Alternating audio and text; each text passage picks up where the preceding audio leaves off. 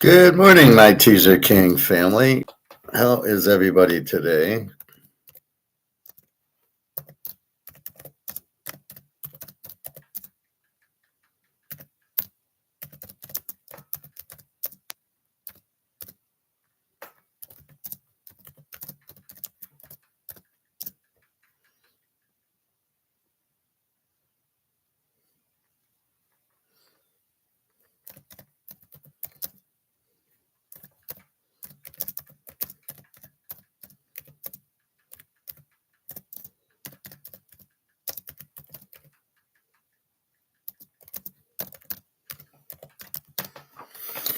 So, how is everybody today?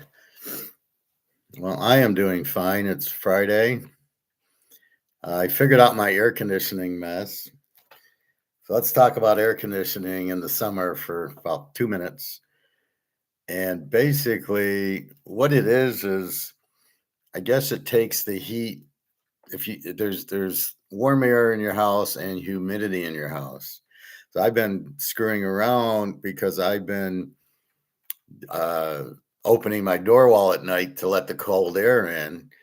But then I'm letting in the humidity, so the air conditioner has to work a long time. And now I'm seeing. I talked to a guy last night. So what an air conditioner does, it gets the humidity and cools the air, blows the warm air out. That's what an air conditioning unit does, apparently.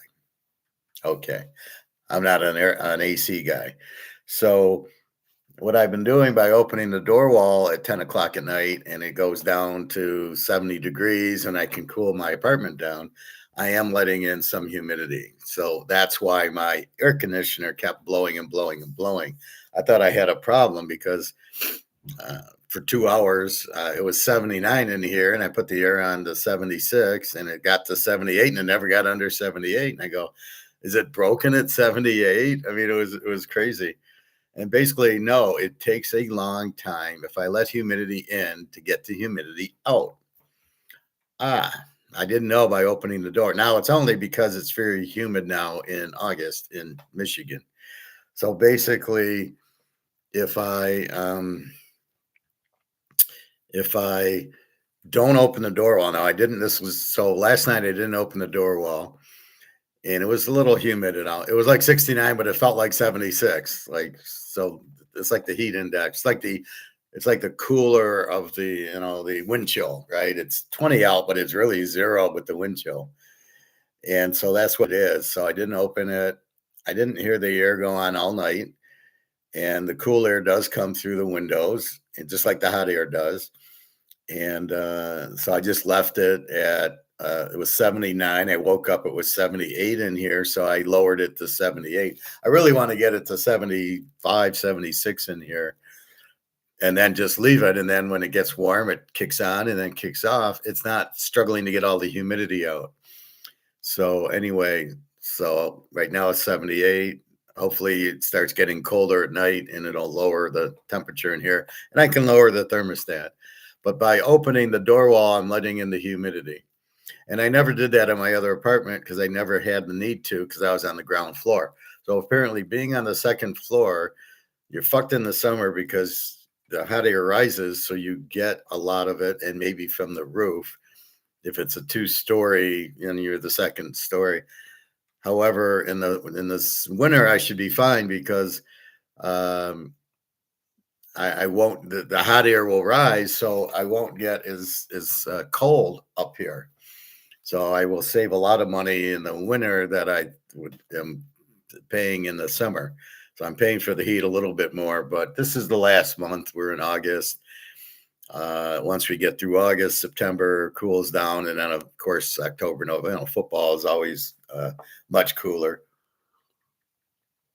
I won't even need the air at all once we hit early September. It stays warm in Michigan in September. It's usually days in the 80s a lot, but it gets cold at night. So I think I'll be fine there.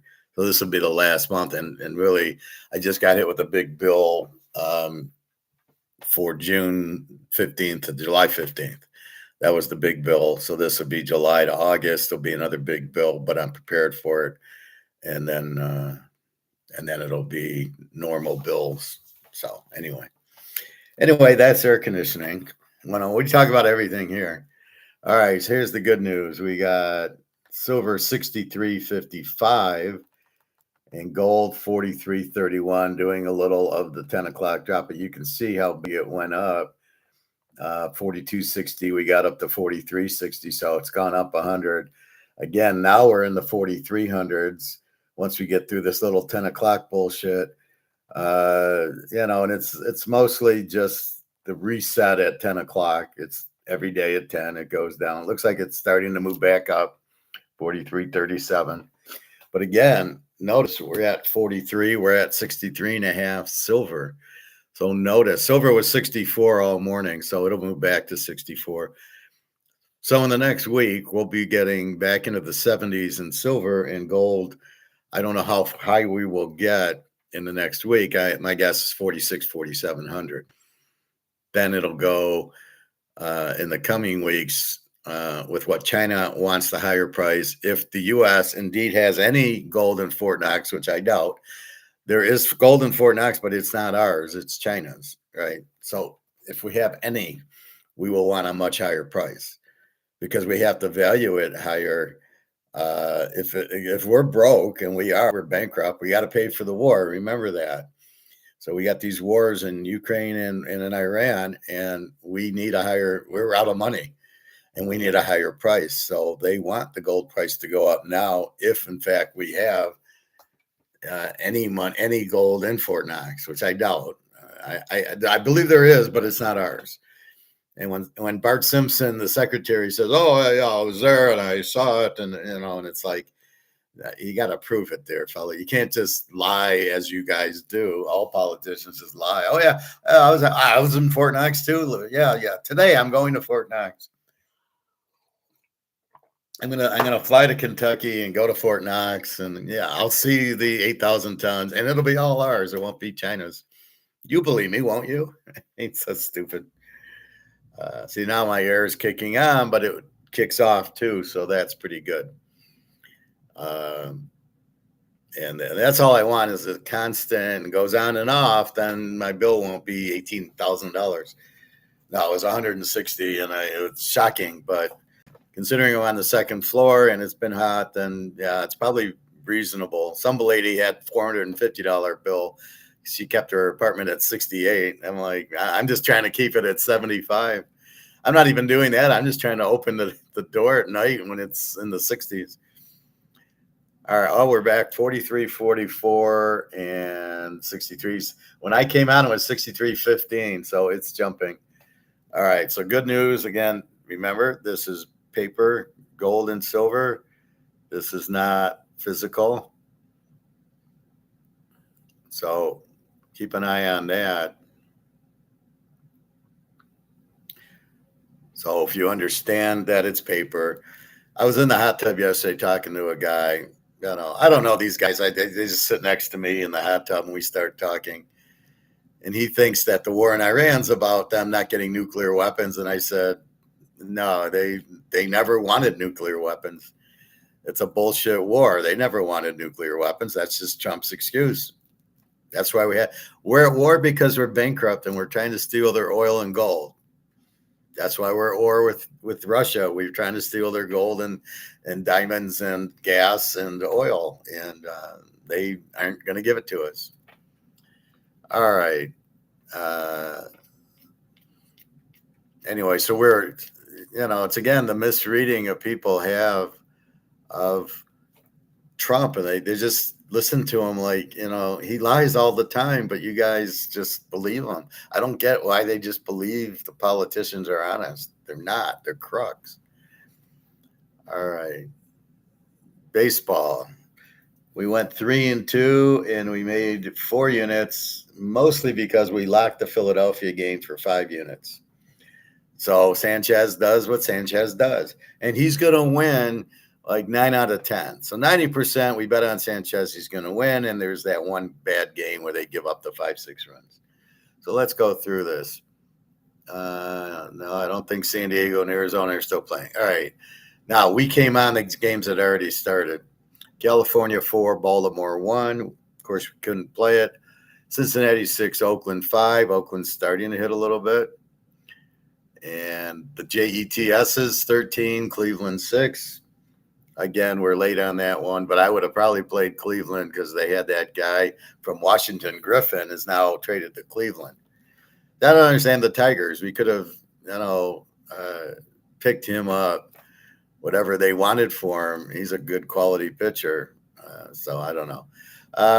Pitt and Milwaukee. I gave you the free play over 7.5. Milwaukee wins 5-2.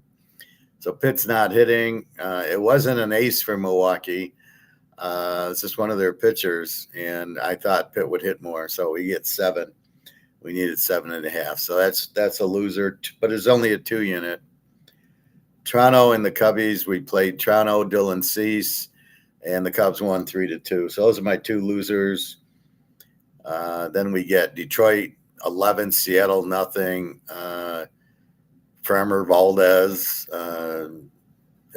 one day he's good, one day he sucks. And again, that's the problem with guys like that. I don't play that game. I have no interest. The Tigers, they win 11-0, then they lose 4-0, then they win 8-0. You're like, it's like a little league team, and they're all up looking for walks. It's insane. Our lock 5-star Philly 7, Washington 3. Probably the best bet on the board. You had Miles McCollus, who stinks for Washington, and Sanchez, and that was just a joke. So Philly wins 7-3. Boston, Ranger Suarez pitches, not good, I guess, but they do win 12, 11, and 13 innings. So we hit Boston for 2 units. Atlanta 11, Miami 3. We don't play it. We don't know what to do there. Atlanta's hitting. Minnesota 4, Kansas City 3. We do play Kansas City under 9 for 2 units, and it was a 7. It was like Seth Lugo against somebody decent. And the last game, San Diego 5, Arizona 1. We don't play it. So we hit Philly, Boston, and KC under. We lose Toronto and Pitt over. Too much Pitt over. It's like they score a lot, you bet them, and then you got to get off of them, but you're still betting them. And I'm looking at their lineup, and there's still 6, 7 hitters. But just because somebody hits 280 doesn't mean they're going to score 10 runs every game. All right. So that is yesterday's games.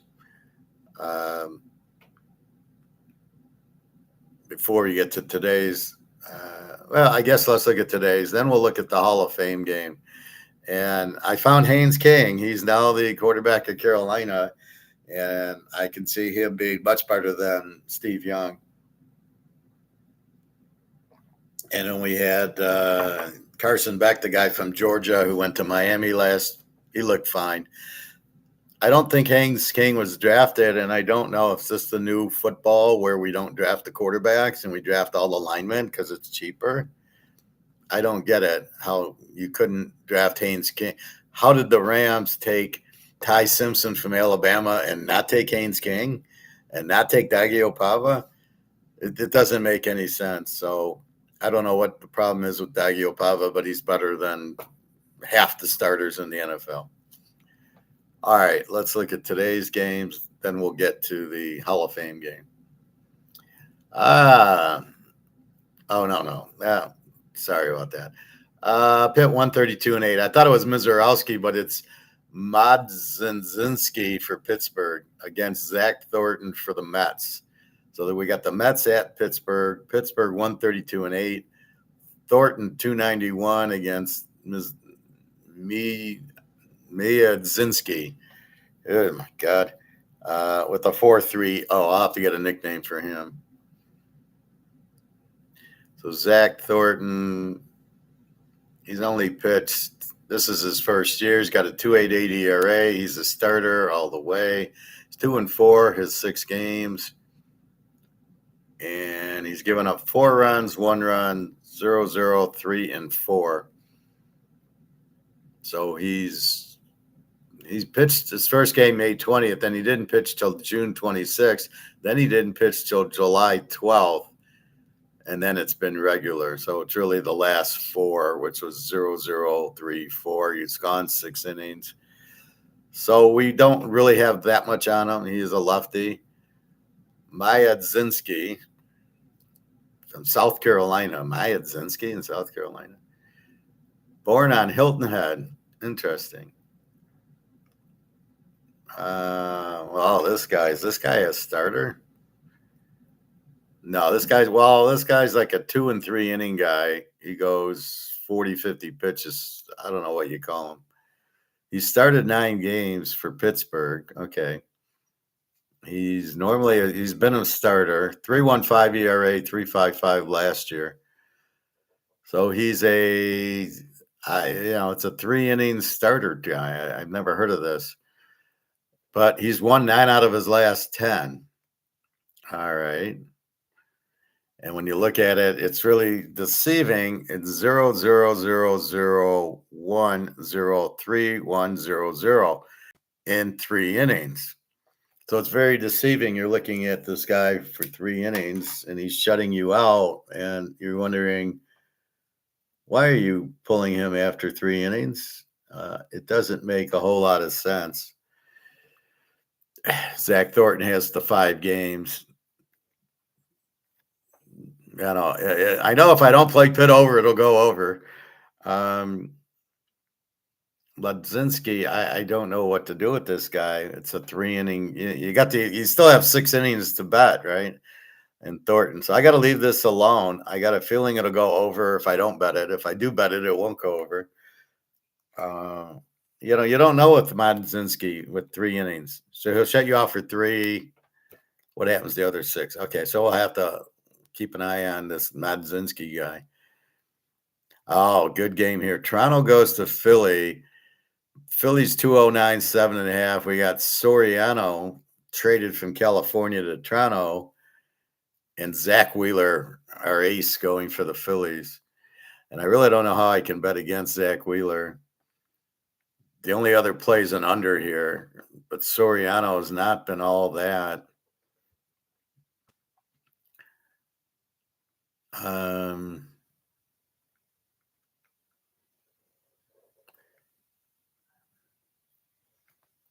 He's let's see, 3.29 this year.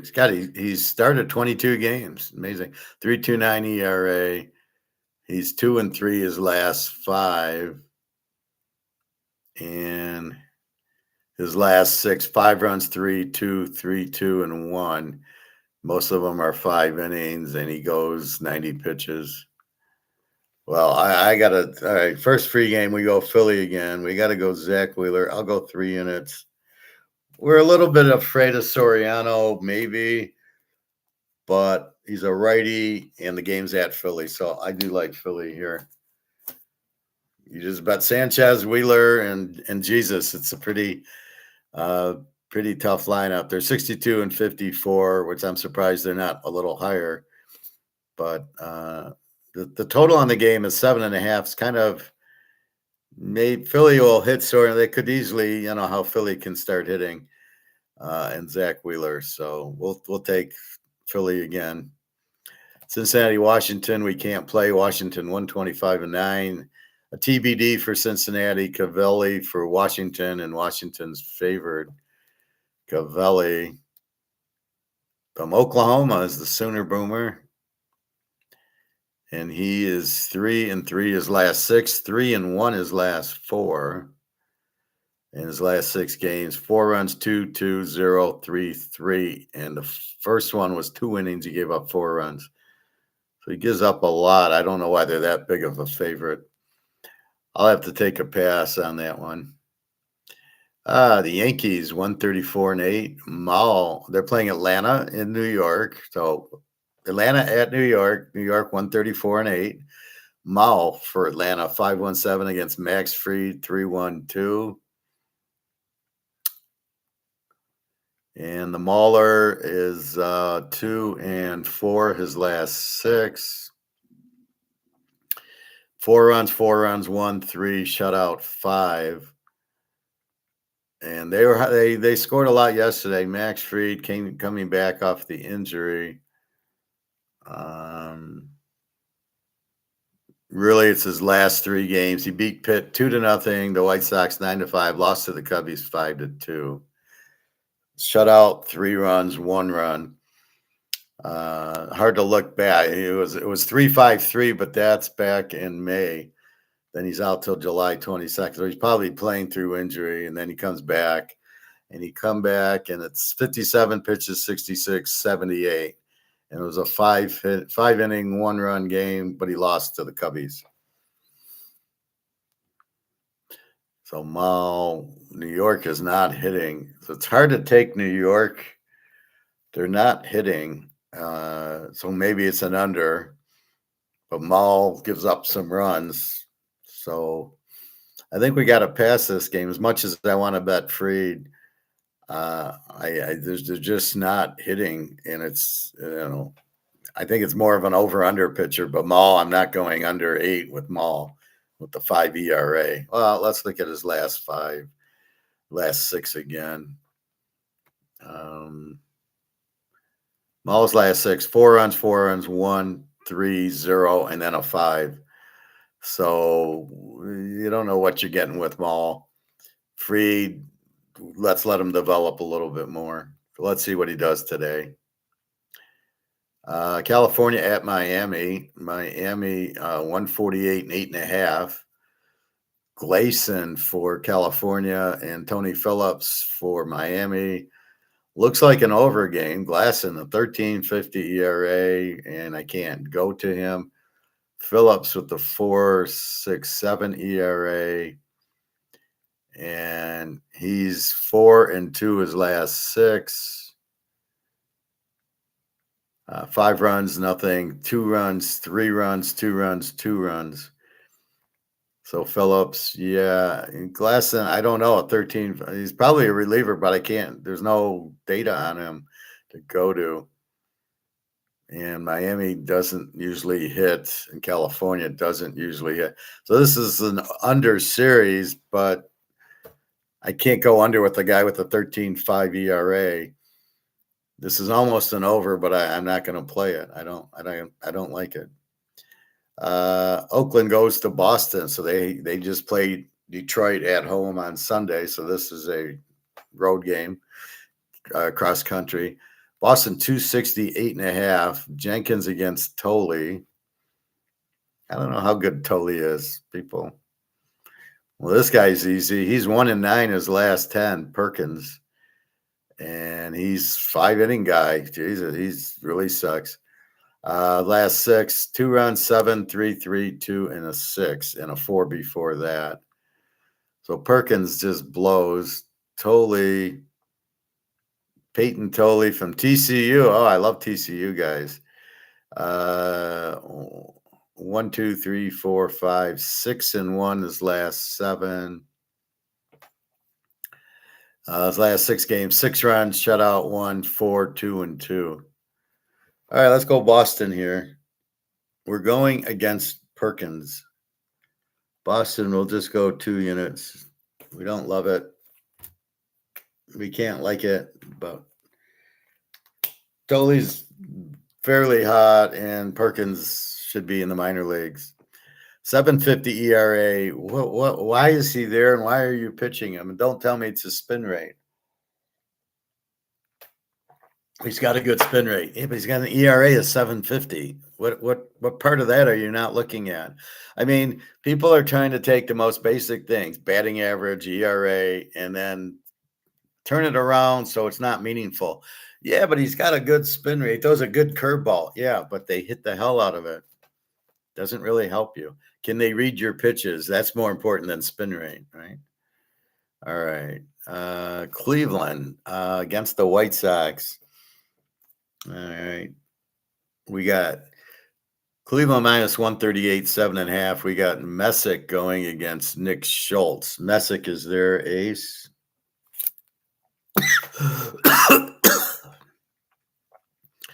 Messick, Florida State. He's 2-5 his last 7. Excuse me. His last 6 games, 4 runs, 1-1, 2-1, and 2. So Messick's been pitching very good, just not getting the wins. Nick Schultz for the White Sox, or Noah Schultz, is he's 2-8 his last 10. And I'll go his last 10. 7 runs, 3-3, 6-3, 4-1, 5-3-1. Most of these are 4 and 5 innings. He's not very good. See, I see the total of 7.5 makes no sense to me. Schultz will give up a lot of runs. Messick won't. So you got a cross on the total. Minnesota, Milwaukee, no Mizorowski, unfortunately. Milwaukee's still 184-8. We got the Zebby Matthews going against Shane Dronin, 4.14 ERA. Zebby with 5.22. And I can't get the Zebby. Droin, I'm surprised I can't get the Zebby. Zebby's usually I can see. He's 5-2 his last 7. Dronin from Milwaukee. A lot of 6-inning starts, 2 runs, 3 runs, 3 runs, 3 runs, 5 runs, 2 runs. So there will be some scoring in the game. The Zebra with the 5.22. I think I'm going to have to do this, yeah.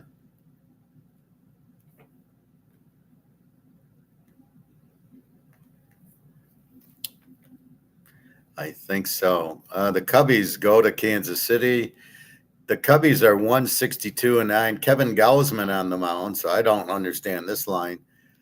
4.39 ERA. You want to bet on a 4.39 ERA pitcher against Lynch for Kansas City with the 0 ERA? Must be a bullpen guy. Gausman from LSU, Bobby. And he's 2-8 his last 10. Gausman sucks. 4 runs, 1 run, 7-6, 1-7-3-5-3-1. Let's do the last 6.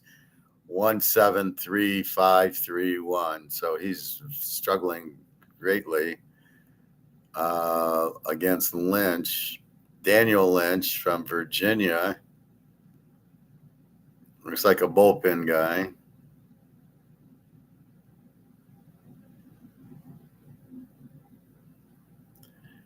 Let's see. Yeah, he's a 1-inning guy. Although he hasn't given up a run in a long time. His last 10 games, so his last 10 innings are all shutouts. So Lynch, 1-inning reliever. So who's going to be the starter? Gausman, who's not very good. So I can't bet the Cubbies. I don't know why the Cubbies are 162. Gausman's terrible. Problem is, Casey, I don't know who's pitching. I know I get Lynch for 1 shutout inning, and then what? Why doesn't he pitch him 3 or 4 innings if he's shutting him out? That's what you're looking for, right? No play. Baltimore at Texas. Texas 144-7. We got Shane Boz 3.87 for Baltimore. Evaldi for Texas 4.32. Right off the bat, looks like an over because the total's 7, and you don't have aces going. Shane Baez from Concordia Lutheran in Texas, picking up these high school players. Good luck.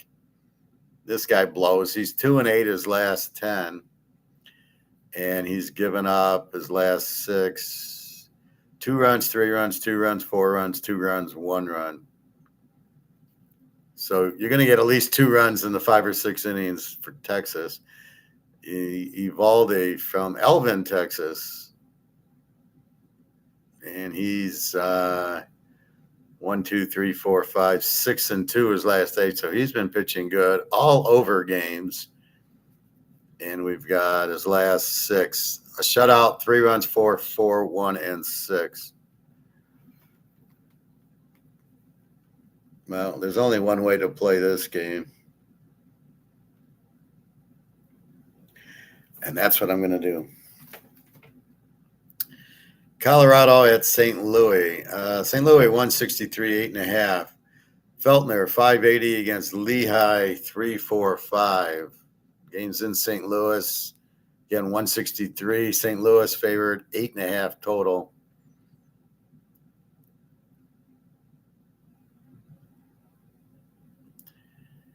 And Feltner is 2-4 his last 6. And that's because they scored a lot of runs for him. The last 6 games gave up 2 runs, 3, 4, 8, 5, and 4. So this guy is basically a pig. Lehigh, let's see, from Colorado Messe.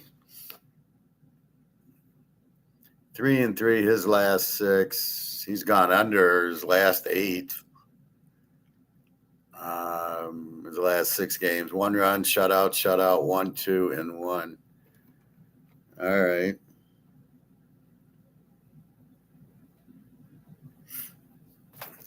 Go St. Louis, beat Army.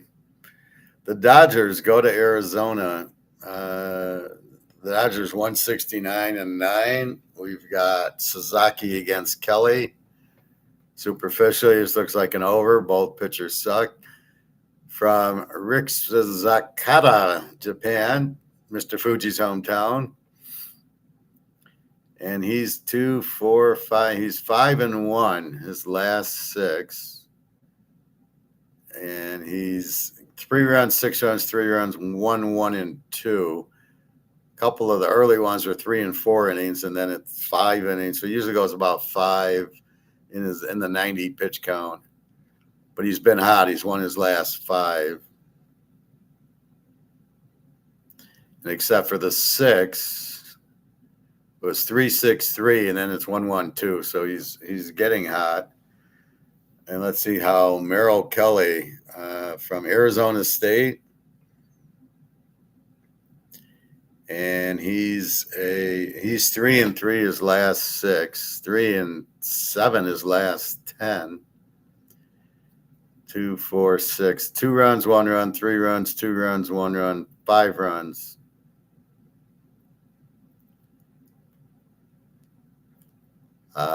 So he's given up a little runs. The 5 last game was to Cleveland. They lost 5-0.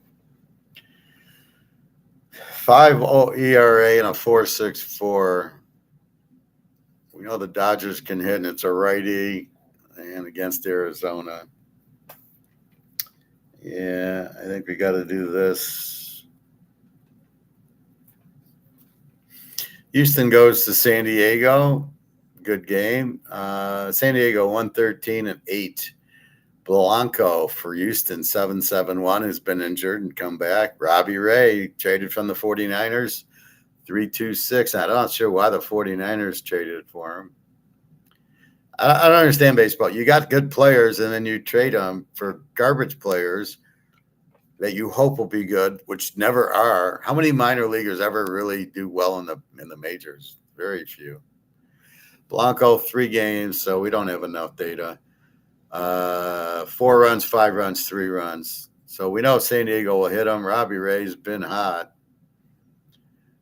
The robber, Tennessee. And he's 8-2 his last 10. He's been hot. In his last 6, 1-3, 1-3, 0-1. All right, so that's an easy one. All right, your free plays, Philadelphia and Boston so far. Tampa Bay goes to Seattle. The old NFL game in the 70s where they both were expansion teams would play. Seattle 113-7. The game's in Seattle. We got Rasmussen, Tampa's ace, 2.92 against Gilbert with a 3.48. Oregon State, Rasmussen. And he's 4-2 his last 6. And he's his last 6 there. He's given up shutout, 5-6, 2 shutout. So his last 3 games have been 2 run shutout. So he's mighty tough. Gilbert 348. Logan Gilbert. He's 4-1 his last 5. 4 runs shutout, 4 runs, 3 runs, 3 runs, 3 runs. All right, that's an easy one. The Lions go to the 49ers. They've always struggled in San Francisco. The Lions have anyway. Detroit minus 126 and 8. Remember the Eddie Murray kick from 40 yards out, and the Niners wouldn't have went to the Super Bowl in '84, and he choked on it, and then the Niners won the Super Bowl. That was the second. That was the Marino Super Bowl when the Niners won. All right, so Cater Montero with the 326, bit of a pig. Detroit's 126 and 8, and we don't have a pitcher for the 49ers. Probably was going to be Robbie Ray, but we don't know who that is. 3-1 Montero, but then he's 8-2 his last 10, and a bunch of the relief pitchers. His last 3 games have been starts, 1 run, 6 runs, and a shutout. Very inconsistent. He shut out Oakland, who's not hitting.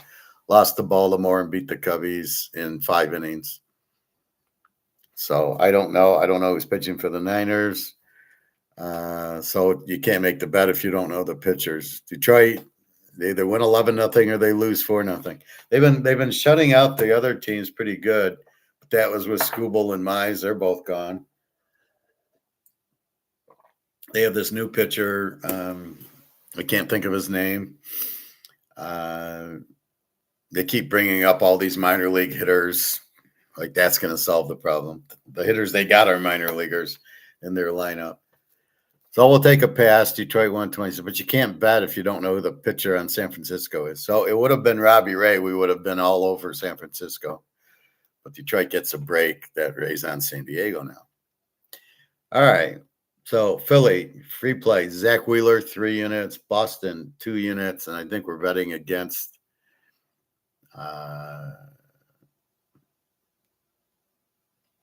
we're betting against Perkins. So the Philly bet, we're betting on Zach Wheeler. The Boston game, we're betting against Jack Perkins. If you want to play Max Fried, feel free. He's been injured and he's just coming back and he's pitched a few games and win some, lose some. Mao, let's take a look at Mao again.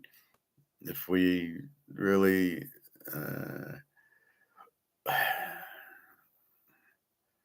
so Maul's 3-4 his last 7, and we'll go with last 7. Shutout 4-4-1-3-0-5. So it's not, he does throw you some shutouts and throws you some 4s and 5s. My concern in the game is the Yankees hitting. They're just not hitting. So once we see them starting to hit, then we can bet the Yankees again, even with Judge out. But I remember last year for like a week and a half, we bet them under. We won every game. They weren't hitting, and it was just Yankees under, Yankees under. So we will see. But that's baseball. So again, that's I'm not playing Fried, but if you are Yankees and you want to bet and Fried's there, I would bet the Yankees if you made me. All right. Let's go.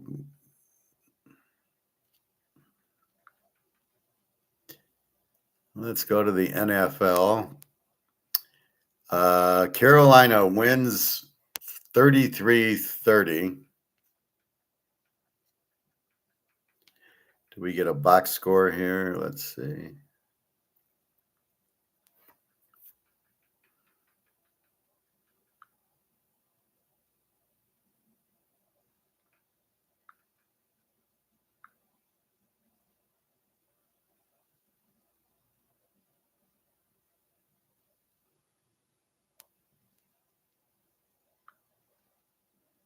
I hate all these pop-ups that come in.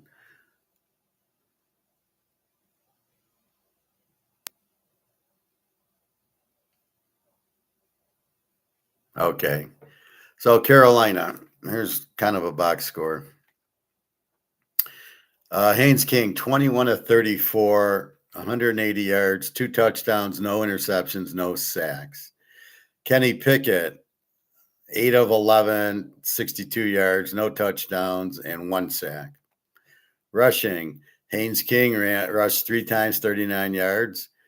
And Travis Etienne, they got from Clemson, from Jacksonville, 4 rushes, 12 yards. A.J. Dillon, 3 for 18. Receiving, Titus M. Davis, Etienne, Dillon, Mechie, Moore, Horn, Melvin, a bunch of nobodies. Defense, I don't even care about. So we now see Haynes King and Etienne. And so if Carolina went with Haynes King and Etienne, they have a pretty good defense. I would definitely, as we talked about grading yesterday, right? What's Carolina? Well, let's look at Carolina last year. In Carolina, they're hosting the Bears. I got Carolina as an under team. They scored 19, give up 22, but that's with Steve Young at quarterback. So now, how did I get it? Because they don't score a lot and they have a fairly good defense and they got a weak quarterback. So it's an under. Now Haynes King steps in. I doubt they start Haynes King right away, but he should be in ahead of Steve Young, that's for sure. This will change the dynamic of the grade, and this is what I'm talking about. So your grade then gets changed.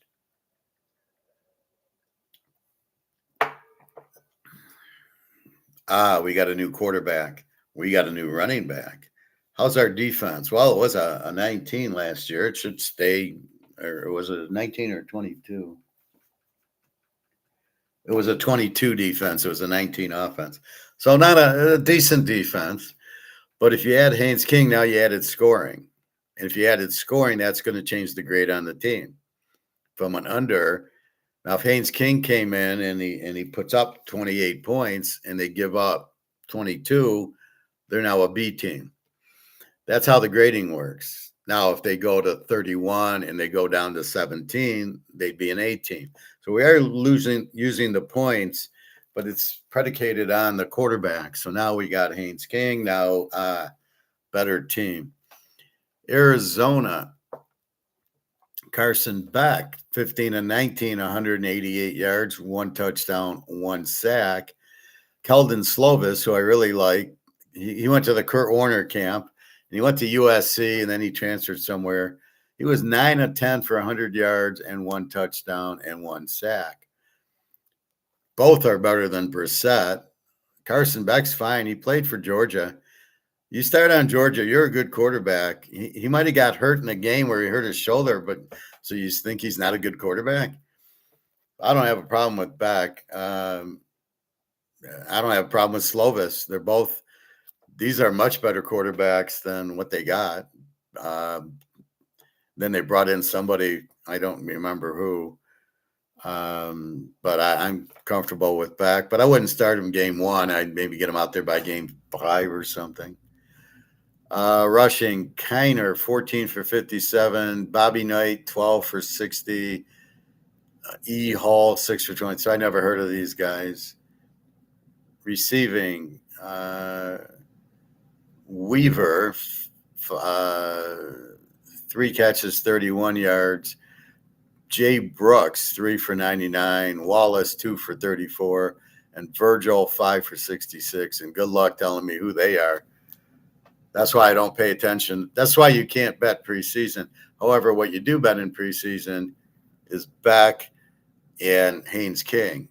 So if Carolina is going to play Haynes King in the preseason, that you could almost bet Carolina because you're betting Haynes King. The reason we don't bet is because they usually got the 3rd and 4th string out there, and I'm not betting on the 3rd and 4th string out there. I heard one of these idiots on the radio yesterday talking, oh, you can make money in preseason. Bullshit. You want to bet on 4th string? Good luck. So we'll keep an eye on these. I think Haynes King should start for Carolina. Maybe after 4 or 5 games, let him get everybody wants to start him week 1. He's not ready week 1, but he's a quarterback. He played at Georgia Tech. He knows he's a good quarterback. He's a winner. So, but this is new. This is the pros. You've got to let these guys adjust. Starting them week 1 is an insanity. You're out of your freaking mind starting these guys week 1. Nobody wants to see the guy out there week 1. Get him out there week 5, week 6, week 7, or right after the bye. Fine. Nobody's going to care. The fact you got him and you want him to play well, that's why you let them watch. Hey, here's what they did. Here, Carolina's got the Bears the first week. So you start Steve Young and they get killed. And then you go to Haynes King, see what they did. They did this defense and that. And we're in this offense and they ran this defense. And help them get ready. And then about week 6, you go let Steve Young go to the grocery store. And then you start the Haynes King era. All of a sudden you're a playoff team because you got a good quarterback. And that's why I bitch about quarterbacks. Haynes King's a very good quarterback. And because we saw him at Georgia Tech, he was very good. Carson Beck, you start for Georgia, you're a good quarterback. He should start for Arizona, but again, after about week 5 or 6. Let these guys digest and then get them in. These are your best quarterbacks. These are your best options. I mean, if you can't, Carson Beck took Miami to the finals. If you don't think he's a good quarterback, you're out of your fucking mind. So who does Arizona got? Brissett, and they got, what was it? Was it Minshaw? I think they picked him up. I mean, I'd rather have Carson Beck. Carson Beck, let's just say he beat Ohio State. That's the proof in the pudding. He beat Ohio State and he almost beat Indiana. And both those defenses are better than he's going to see in half the NFL because this NFL is so screwed up. But you beat Ohio State and you almost beat Indiana, who had a great defense last year. Yeah, you're doing well, and that's how I would view the quarterback. So Haynes King, I think he almost beat Georgia that one year, and I know he beat my Miami team with because the idiot coach ran the ball instead of taking a knee, and they fumbled. And then Georgia Tech threw a Hail Mary, and it was a touchdown. Haynes King. He's a winner, though, and that's what you don't measure with this analytic bullshit and just using science and not art. Using art, you see Haynes King's a winner. Using science, he's a little slow, and he's this, and his arm strength isn't that much. And there's too much measuring, and you're missing the heart. You're missing he's a winner. Would Joe Montana even be drafted now? Well, he's small. He's too small, and you can't really throw the ball hard. He never would have gotten drafted. The best quarterback that's ever played wouldn't have got drafted. Neither would Tom Brady. Tom Brady was not athletic. He did not put up the science numbers. He didn't have a strong arm. Tom Brady was his brain and his heart. And Joe Montana, very smart quarterback. And that's what you don't measure with the stupid analytic crap. And that's my bitch. You've got to have the art. You have to see Haynes King's a winner. And you have to realize, and I think that's how CJ Stroud's starting. It's more analytics with him and Caleb and Lamar. They're fast. Lamar, well, he can't throw the ball more than 20 yards accurately. Yeah, but he's fast. And, CJ Stroud, what is he doing on a football field? What is whatchamacallit on Philadelphia doing on a football? These guys aren't quarterbacks. These guys are terrible. And then you're not taking Dagiopava, who, when you look at, he's a winner. He beat Alabama for Vanderbilt. That tells you all you need to know. And then his last game, killing Tennessee in a big rivalry game at Tennessee, who had just shut out Florida, and you don't think he can play. How many other guys go into Tennessee and put up 45 points on him? Really? And you don't think he can play. And that's what it's just. But we're going to start Cam Ward and Steve Young and these guys. And we're going to AJ, whoever the Rams took from Alabama. What a joke. They don't understand winners and losers. and the brain and the winners, thing. They don't get that, and it's just, how are you guys GM? The Lions just wasted a bunch of money on that guy. Uh, let's see that one.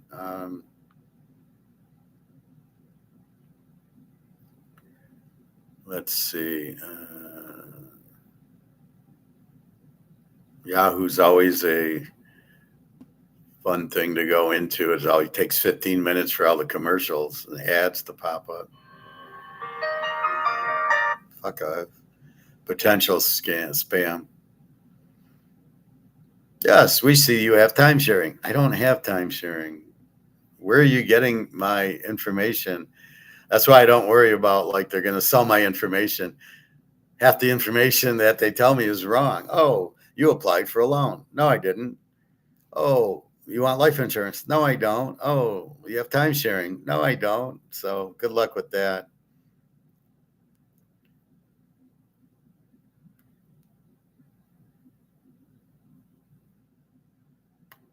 All right, Yahoo.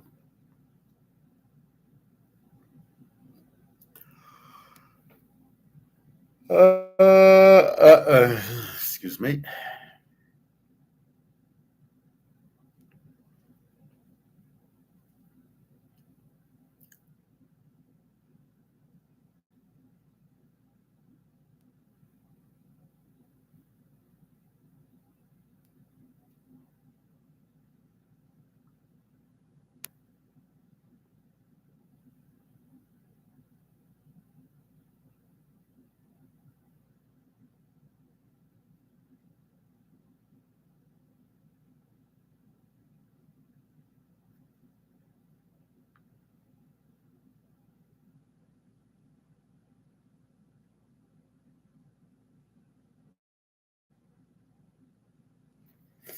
Yahoo's always slow.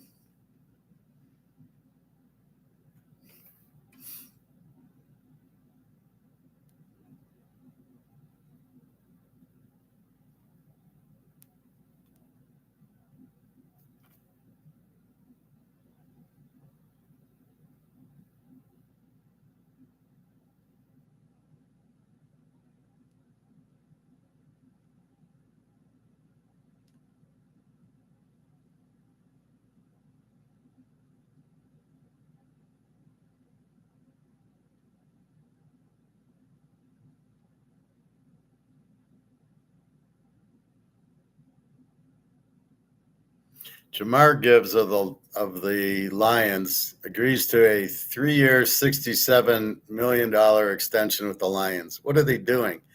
They just gave a rookie $22 million a year for 3 years. Are they out of their fucking minds?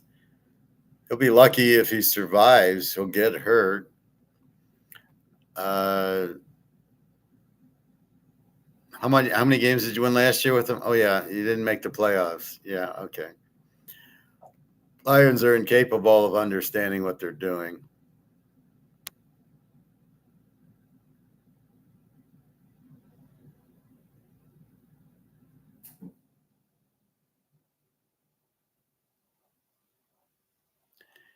Elite running backs are good values. Nobody said they weren't. Jonathan Taylor, he got a 2-year, $44 million contract. So that's really what Gibbs got. He got 3-year, 66. So they're giving 22 million. That's what they should get. It's hard to be a good back, but it's really good to do that. Anyway, what a joke that is. All right, scores and odds. So let's go to week 1 preseason and see what we see there.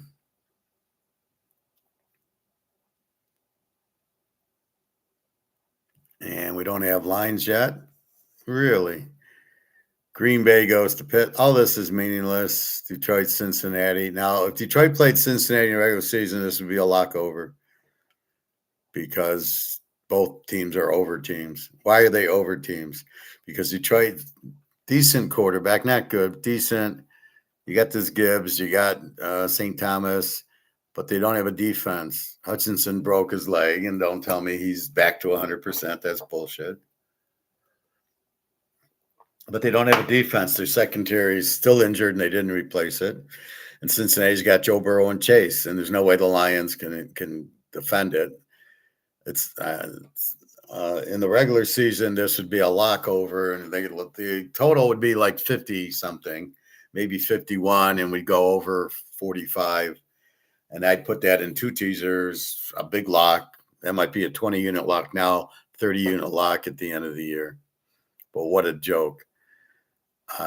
Indy goes to New England. We'll see. San Diego goes to Houston. This is an under game for sure. If only we could get that in week one. Arizona goes to Oakland. Now that I just saw Carson Beck, I like Arizona here. Mendoza, let's see what Mendoza should start next week, right? He's got to learn how to play.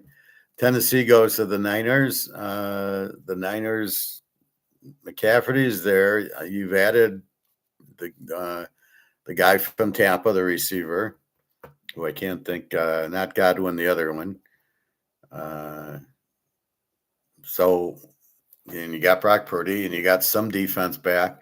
The Niners might be a little bit better. We'll see against the Rams. Miami goes to Washington. It depends if Daniels is quarterback. It's a whole different team. They're an over team because they don't have defense, but they have a good with Penix. They'll score a lot, or with Daniels. Against Miami with no quarterback, Willis. He was good in the Green Bay system. Won't be good in the Miami system. And then you got Washington there. So it's all up to Daniels. Daniels plays, they'll win. If he doesn't play, I don't know what to do with it. Tampa Bay goes to the JETSs, and I like Tampa with the Baker, and look for them to play inspired ball, and the Jets are terrible. Again, that's week one if they played, right? This is week one exhibition. I'm not giving you a pick in week one exhibition in case you're confused. No, I'm just saying what I would do if this was week one regular season. Denver at Atlanta, all Denver. They got the offense, they got the defense. Bijan Robinson, good. Again, if Penix is the quarterback, maybe you can play Atlanta as a home dog. Without him, forget it. You're not winning with Tagovailoa. College football. Hello. 829. TCU 7.5, 48.5. USC 38.5, 59.5. Virginia 5.5, 54.5 to NC State. North Dakota State 7.5, 48.5 to Jacksonville State. At North Dakota State, that matters. Sacramento State at Eastern Michigan. Eastern 8.5, 53.5. New Mexico State at Florida State. Florida State 31.5, 52.5. We've got Stanford 4.5, 50.5 at Hawaii. And we have to wonder why this line's going up. Is the quarterback of Hawaii injured?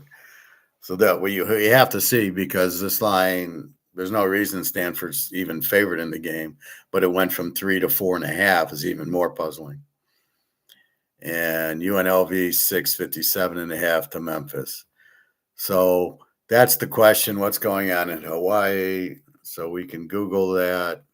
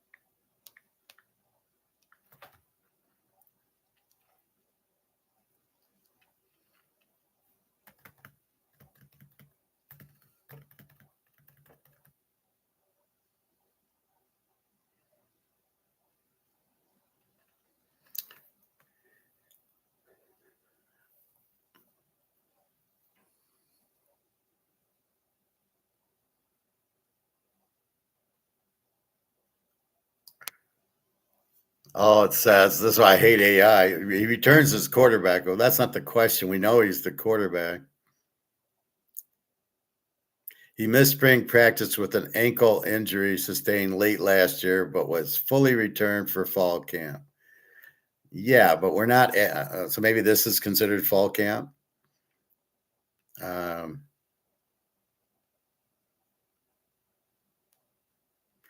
so I guess he had an ankle injury, and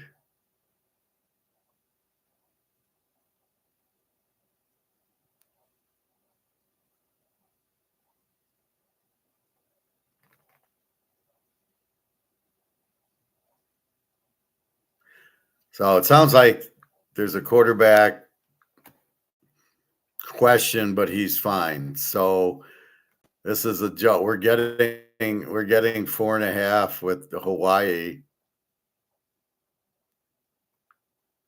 and all we can say is thank you very much. And then we've got Vegas 657.5 uh to Memphis. Memphis with the new coach, new quarterback. So they normally are a very explosive team. What do I got on Memphis? A new transfer quarterback, 5.5, 22 even, and a new coach. So we will see as we get closer. All right, so that is that. I was just going to do that week one. So it's August 7th, but this is August 29th, 14th, 21st. We're getting real close. So it's 3 weeks from Friday. No, 3 weeks from Saturday. Today's Friday. Hope everybody's doing well on their Friday. Let's take a look at our gold and see we're doing.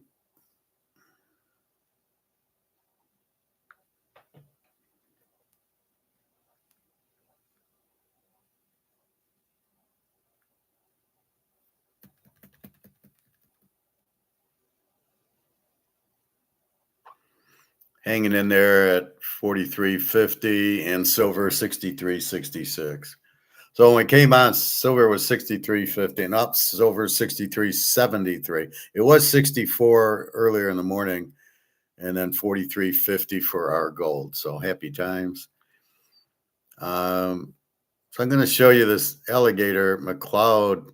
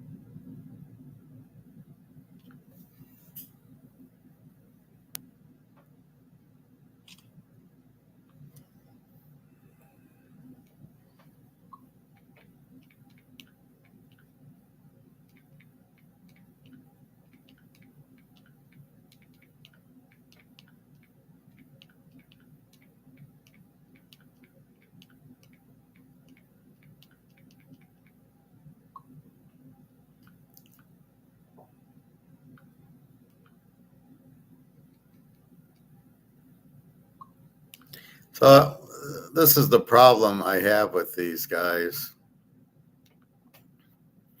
So here's Mark McGuire.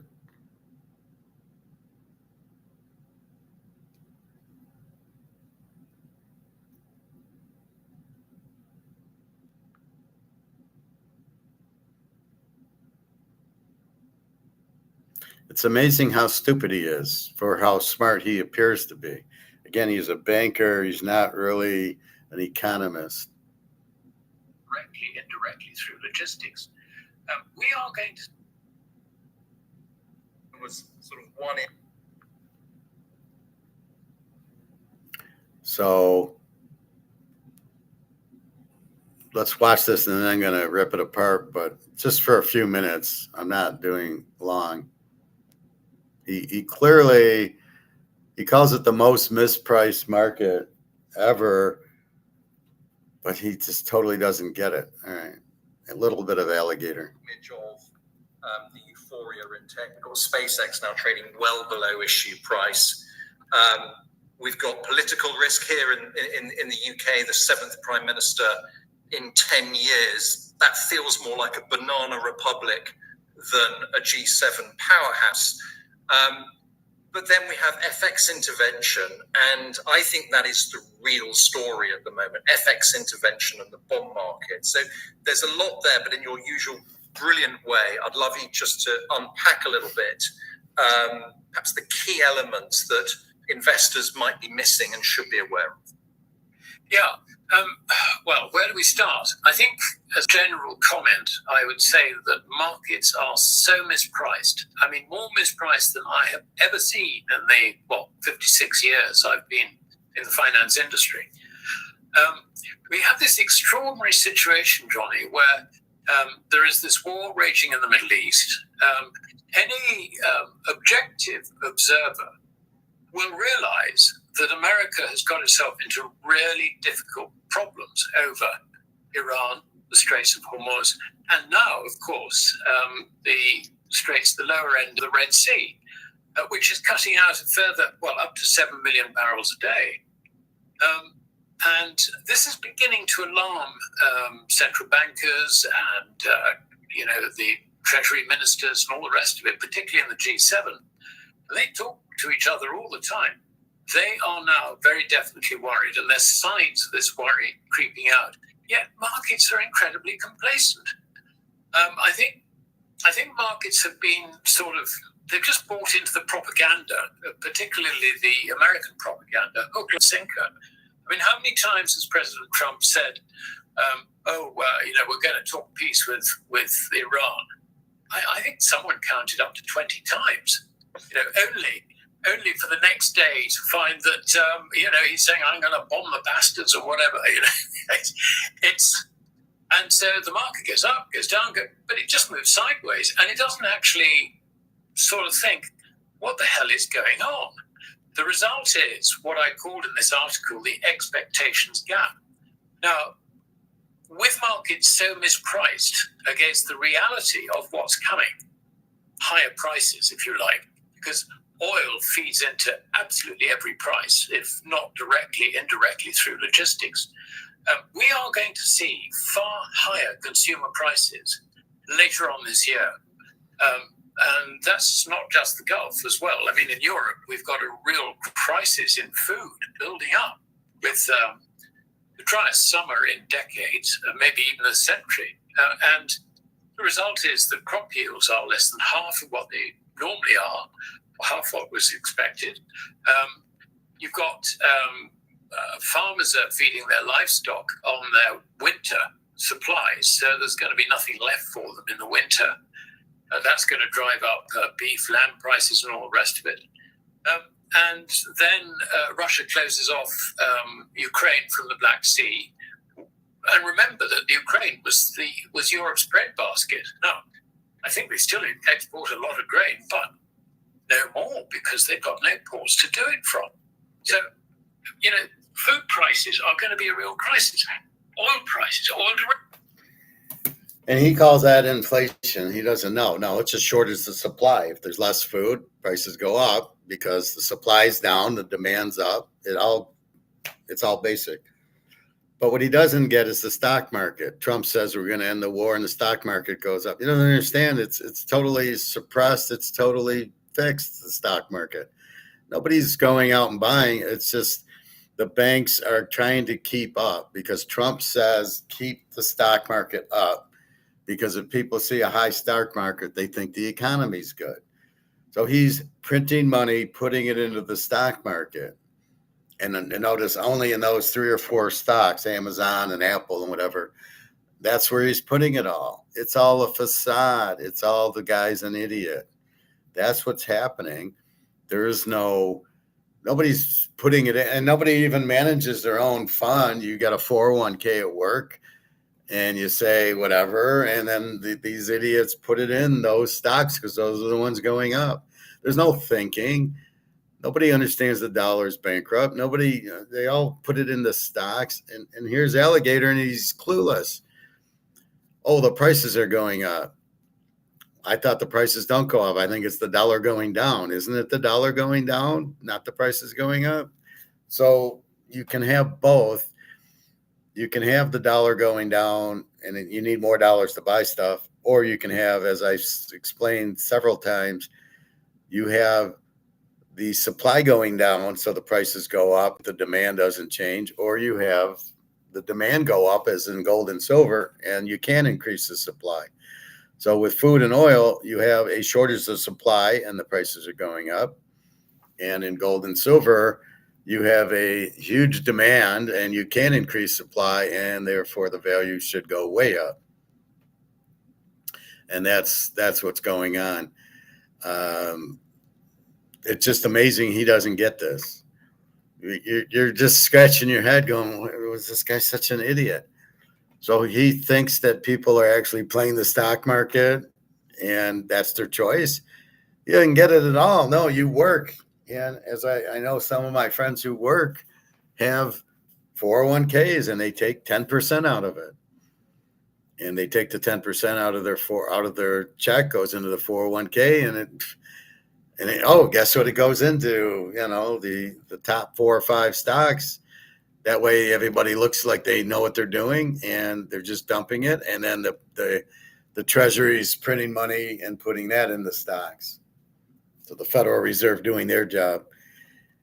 And here's where you got a problem is Japan pulling their stocks, and there's 17 trillion or so, or maybe 20 trillion of money in the stock market that's from foreign investors as a safe haven. Well, we don't trust our China. We don't trust our banks. And so we'll put it into the U.S. stock market only to know, because I'd rather be in dollars, only to know that it's not worth it. And the dollars are really worthless. And now they're starting to understand it. Japan wants to pull their money, and Japan needs their money back because they're going broke. So they need to sell the stock. So the stock market will crash soon as more and more people realize the dollar's dead.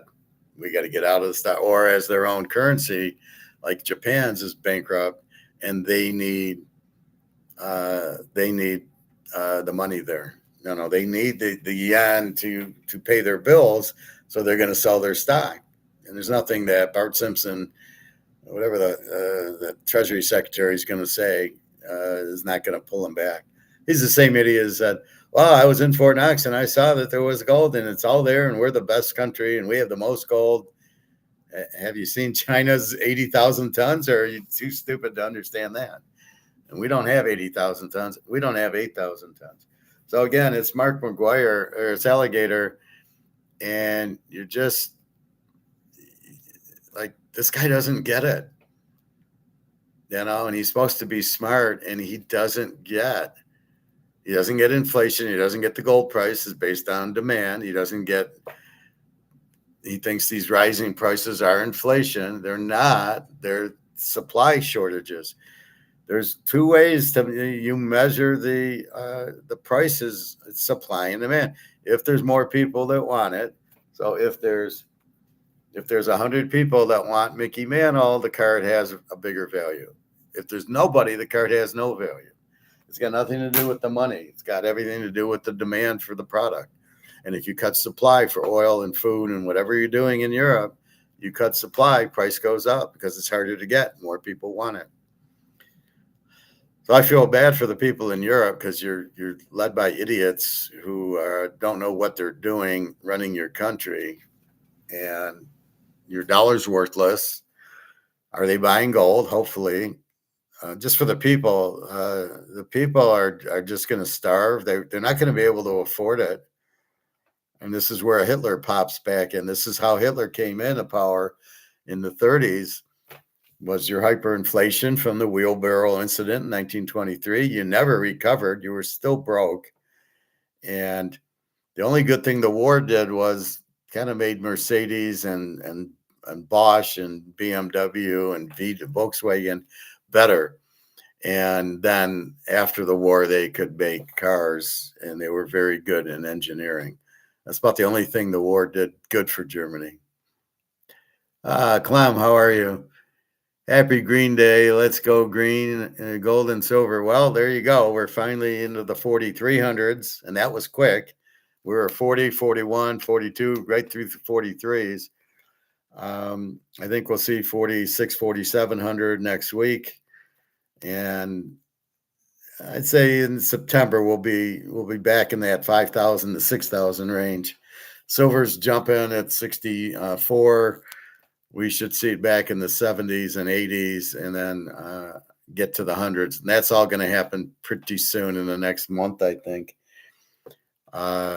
Japan going bankrupt. They'll take their money out of the stock market. That'll cause them a crisis. But as people realize the dollar's worthless, as you're seeing the yen's being worthless, then you really go to it. But good morning to you too, Clem. We talked about the football. Haynes King looked really good for Carolina, much better than Steve Young ever looks. And even Carson Beck looked good for Arizona. So they have their quarterbacks if they're smart enough to play them. Free picks in basket and baseball today, Philadelphia and Boston. Philly a 3-unit. Zach Wheeler again, and then Boston as a 2-unit. We're betting against whoever they're playing. The pitcher sucks. But yes, gold.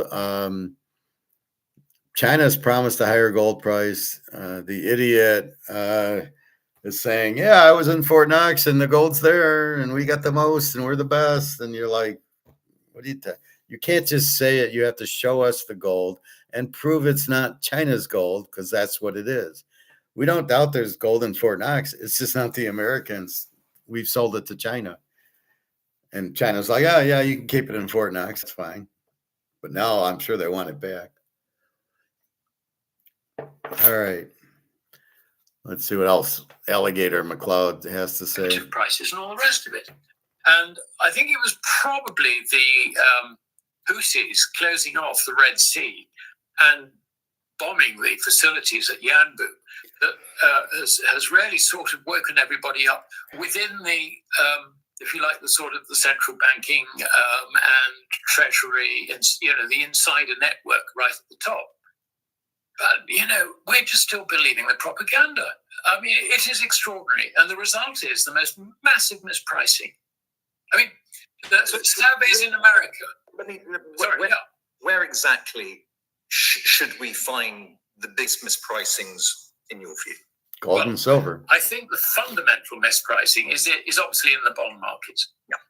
Because what do bonds do? They reflect forward expectations of changes in the purchasing power of the currencies of that bond. I mean, that's the main thing. There are other factors, obviously. Now, if we're going to get a fall in the purchasing power of currencies as a result of this fracas in the Middle East, then obviously we're going to get higher bond yields.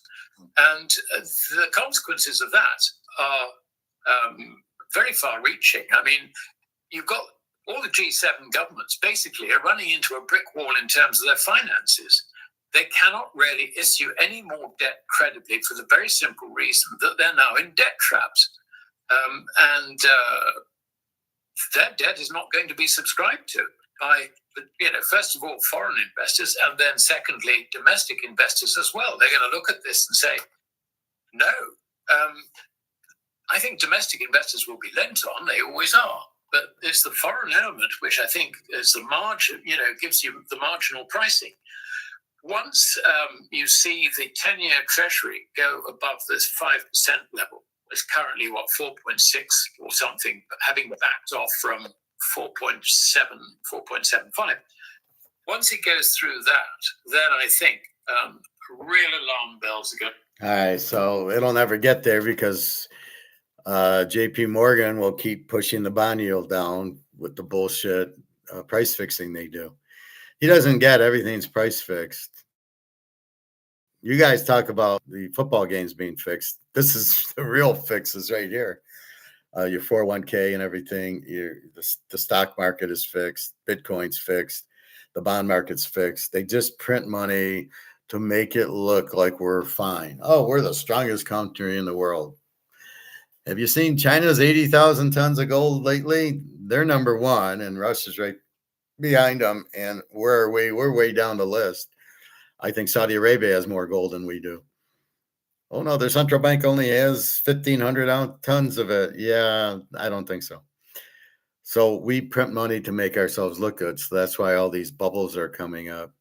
Really, when you look at the price of a house, it's $500,000. That's not real. That's because the monopoly money has been printed. So this keeps getting printed. So the value of this goes down. So the value of the house goes up in monopoly money, because you need more monopoly money to buy the house, just like when you go buy Coca-Cola and the 2 liters, $3. When you need more to buy it because the dollar isn't worth anything. And that's the same thing with houses and cars. So the prices go up because their costs go up. The problem with the car companies, they don't get it. Too much competition to raise, just because your costs go up in your factory because of the utilities and your guys and the medical and whatever. You can't raise your costs. You can't raise your price on the car. Ford can't make it a $50,000 car. They don't sell it 25. So you got to be careful of what the competition in the market does. And that's the very key, that everything. That's why the defense contractors, they don't really compete with each other. One guy makes the Tomahawk missiles, one guy makes a plane. There's Boeing, there's GE, there's Northrop, and all these, and they make different things. So they don't really compete. So they have 5, 6 individual monopolies, and so they can raise prices, because you're in a war. You need Tomahawk missiles. You're in a war, even though you can't afford it. And that's why they have it, and they have their own market. But they can raise prices because they're monopoly. That's what we got to fight against, is JP Morgan, because he's into monopolies, because he doesn't know how to compete. And he thinks, well, it's better if we're a monopoly. We don't have to compete with anybody. And it's totally illegal. A lot of antitrust laws, but that's what you have in the market. So Mark McGuire doesn't, or Alligator McLeod doesn't get that. This is totally based on price fixing by the Fed, printing money because we're the reserve currency. We can print and print and print. No, you can't. Even though you still can't print and print and print. So anyway, I was watching a little of that. Not anything good.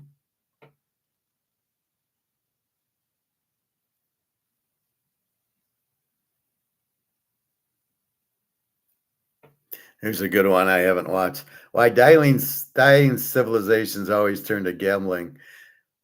Well, without watching it, it's because they're a tax. Gambling's a tax, not directly, indirectly. So you go to MGM and you lose $1,000. They report it as earnings and they pay tax on it. So it's not really your tax. It's not really a tax. It's gambling. But one of the things, if we go to play poker, well, let's say we go to play craps, and we make $2,000. There's no tax on that. We took a risk and we won, and there's no tax. They don't 1099 you. They just give you your money and you go, and that's it. That's the end of it. If in a regular poker game, if I go to MGM tonight and I take my 300 and I win 1,500, I don't pay a tax. I don't pay a nickel in tax. I take my chips to the cashier. They give me $1,500 and off I go. However, if I win one of these World Series of Poker tournaments and I make $1 million, I'm going to get 1099 on that. But if you're just playing, if you just go and you just play in a cash game or even a little tournament, you're not getting 1099 on it. Clem, we all love the bread and circus. Well, that's what's happening. It's very much, that's exactly what Rome was, right? They're going bankrupt, and it was like, let's have gladiator games and give away the free bread, keep the people ignorant. And in a sense, that's what sports is here. The NFL, people are talking about it, or baseball, and nobody understands about what's going on, that the money's worthless. That's the problem. This is worthless, as is this. The people in Europe. I mean, this. What will this buy you? I mean, and then what's this going to buy you? I mean, neither are going to buy you anything. And that's what but people are dumb and they keep people stupid. They don't educate them. That's what some lifeguard says to me. So I heard you teach. I go, yeah, I teach Austrian economics and I signify Austrian economics. And she says, do you charge? I says, not for the class. I charge for football, but I don't charge for the class because people need to understand and know what's going on. And they're not going to find it by anybody else, especially from Alligator and McLeod there.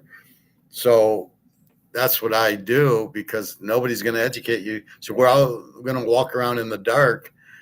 And what are you going to do? You're going to do attack on Wall Street. You're going to go buy real estate trust. You're going to let me buy Nvidia and let me buy Amazon. And you're going to lose your ass in it because it's going to tank. And then you're like, oh, fuck, no, I don't have any money. Yeah. The only thing you can be is gold and silver because they can't print it. And it has to go up because that's where everybody's going to run when they lose their ass in the stock market or they see it. They'll start selling and panic selling. How many times does the stock market have to crash before you don't play the stock market? 1929, 1962 or 3, 1987, 2000, 2008. I think there was some crash in 2020 or something. I don't know. I don't play stocks, so I'm out of it. But that's what happens. And how many times do you got to go broke before you realize it's probably not a good game to play? It isn't. It's corrupt. It's run by the banks.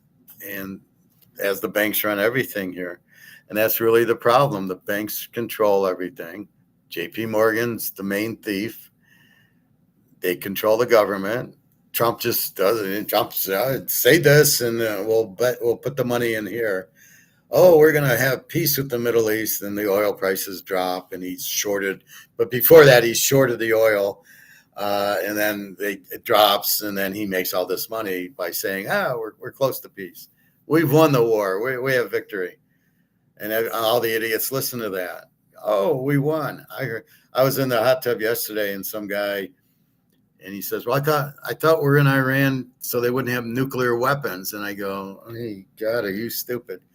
They never had nuclear weapons and they never wanted nuclear weapons. The Ayatollah who was in charge before we murdered him did not want nuclear weapons because they don't believe in war. So you've murdered him, and you thought you were going to put your own guy in who was going to give you all the oil and gold. And then they put in somebody else, and now they want revenge. And I think they want, I don't know if they want nuclear weapons, but that's not an issue. What are they going to do? Nuke us? I mean, come on. Nobody who has nuclear weapons uses them. They're a defense. If you bomb me, I'm going to nuke you. So why do we think Iran's going to nuke us? Give me a break. What do you think is going to come out of the roundtable meeting today with Trump and mining executives? Absolutely nothing, because Trump's too stupid. What are they going to do? What can they do? I mean, I don't know what this roundtable is. I haven't heard it. I don't pay much attention to Trump. He's a liar and a cheat. That's all I know. He's an Epstein guy, so I don't really pay much attention. He really doesn't know anything. He's really an idiot. His dad gave him all those things, and how can you have a casino go bankrupt in Atlantic City? So I don't know. What are you expecting to come out of the meeting? I don't think anything. I think that the mining executives are selling. They're selling their gold and silver to China, and Trump's trying to stop it. But I don't know. What are they going to do? Unless Trump raises the gold price, they're going to just sell it to China, which is what they've been doing. And they get it resourced in Switzerland, and it goes to China. We don't want it. So I don't know why the executives are even talking to Trump. Talks about price floor for critical mineral list, but could be nothing, Berger. But he can't control the prices. I mean, we talk about price of gold all the time, right? You can't control that. The market controls everything.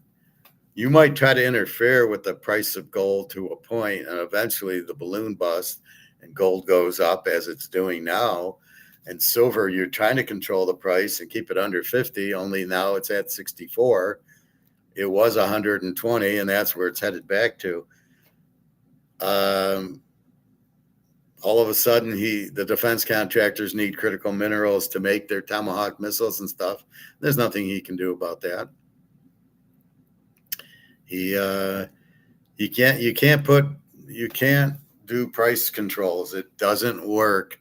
It can't work because you can't control cost. So if you put a price control on $10 for hamburger and all of a sudden the costs go up to 15, guess what? You don't have any hamburger because they're not going to sell it at a loss. You've got to let the market work. If my costs go up, can I raise my price? And if I can't, then there's nothing I can do. And it's the same thing, but if you start sticking your nose in to price control, price fix things, you can't win. It just doesn't work because the people who supply everything will not supply it anymore if they can't make profit on it. That was my thing on this perfect communism where they won't have money. And I'm thinking, if they don't have money, there's no profit motive. And therefore, why would anybody supply anybody with anything? Why you think Coca-Cola, well, we're not going to give you money, is going to drop off 2 liters at the Kroger's, and people are just going to come in and take the Coke and not, what is that? It's insanity. You can't do. You have to have money because you have to set prices and find out the demand for your item. If you don't have money, how are you going to know what to make and that? And how would you make anything if you're not going to get paid for it? We don't just do things. We get paid to do things. So that whole thing's ridiculous. I don't know. I don't think anything will come out of it. He can say what he wants, but at the end of the day, what's China pricing it at? What's Russia pricing it at? And that's what the price will be. China's going to go with this physical market. You can see it's starting to happen. And the gold price will be much, as Mark McGuire told us, about 8,000 to 10,000. I'm in the 15,000 to 20,000 range myself, but that's conservative. And then as it's like the Titanic. People didn't realize the ship was sinking. I was watching this video on it the other day. Why did people not get off? Why was there that many people who didn't get off the boat? And part of it was because the inside looked fine. People are going to the dining section and there's no water on the floor and they're able to eat and everything's fine. So there was no reason to think the boat was sinking until it was sinking. And that's the problem. People go to Kroger's and they can still use this. They can still use their credit card and they don't see a problem. I'm telling you the problem. So we know, but most people have no idea. They're not stupid. They're just in the dark and they haven't seen it. And that's where they're at and they don't get it. And they see, well, I can still go to Kroger's and use my money. Yeah, but it takes $10 now to buy a box of Frosted Flakes. Well, they had their costs went up. The oil from the war or whatever. No, it's the money's worthless. The reason costs are up the grocery store is because this has no value. I'm ready to fold it again. I think, here's the value of the dollar now. It's gone. And so since it has no value, I need more dollars to buy the Frosted Flakes with. Now, we understand that's the reason, but most people don't. Well, I can still buy Frosted Flakes. Frosted Flakes raised their price. And so did cantaloupe and cauliflower and chocolate ice cream. They all raised their prices. How amazing. But you see the sales because people aren't going to pay it. As the dollar goes out, you sitting in with gold. And guess what does not go in the wheelbarrow? Gold does not go in the wheelbarrow or silver. Only this shit will go into the wheelbarrows. I need a wheelbarrow full of this and this for milk and ice cream. But if you have gold, it doesn't go in the wheelbarrow. As I said yesterday, in Germany in 23, when they had the wheelbarrow to go to the store to buy milk and bread, the dollar wasn't in the wheelbarrow. The British pound and gold were not in the wheelbarrow. It was only Reichsmarks. And so as long as you're out of this and into gold and silver, that's the point. You don't have to worry about it. But everybody in the wheelbarrow will be with dollars. And that's coming soon. Although we might not have wheelbarrows because we'll just use our credit cards. Clem, I agree with you. Job numbers came out unexpectedly lower this morning. Part of the reason for the green candles today. Well, do you really believe anything the government tells you? The job numbers, they've been adjusted. They'll be adjusted next month, probably a lot lower. We are in a depression, but it's hidden. The inflation of the money being printed to nothing is being hidden. People don't know that. They'll point to the stock market as a way of not doing that, which is just pure bullshit. We'll have to keep our eye on the stock market, but I don't really care. It's all printed. They print the money and put it in the stock market to say, look at the demand. And there is no demand. Most people are pulling the money out of the stock market because they need money, like Japan. Japan needs money. Their dollar is gone. It's bankrupt. They printed way too much.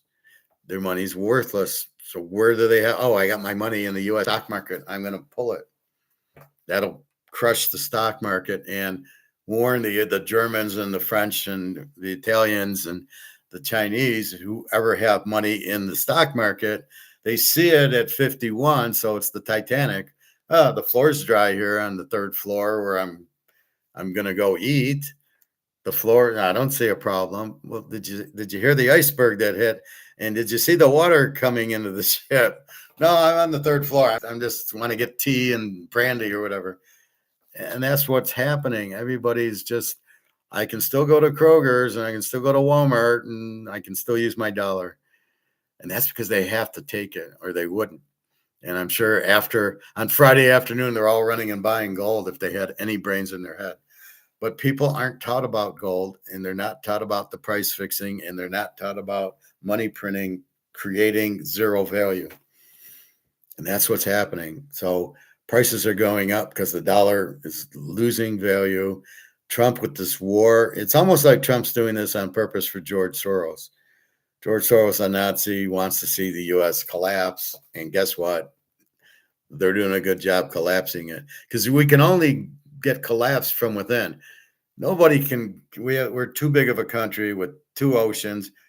Japan can't come and try to defeat us, and Germany can't come on the Atlantic and defeat us. Germany was trying to come to the New York Federal Reserve the end of World War II. There was U-boats in New York, German U-boats, and they were going after the gold in the New York Federal Reserve, but it didn't get that far. But that's what they had U-boats in the New York in the harbor. Behold, how are you? What's going on? You want your baseball picks? Boston and Philadelphia again. Philadelphia would just keep betting Sanchez, Wheeler, and Jesus, and it's like stealing money. Shut up. Metal Talk. Metal Talk. We're talking. Gold hit 43.60 today. Silver's in the 64s, and it's just about to take off. I mean, this is just, we're on the runway taxing right now. We haven't even taken off.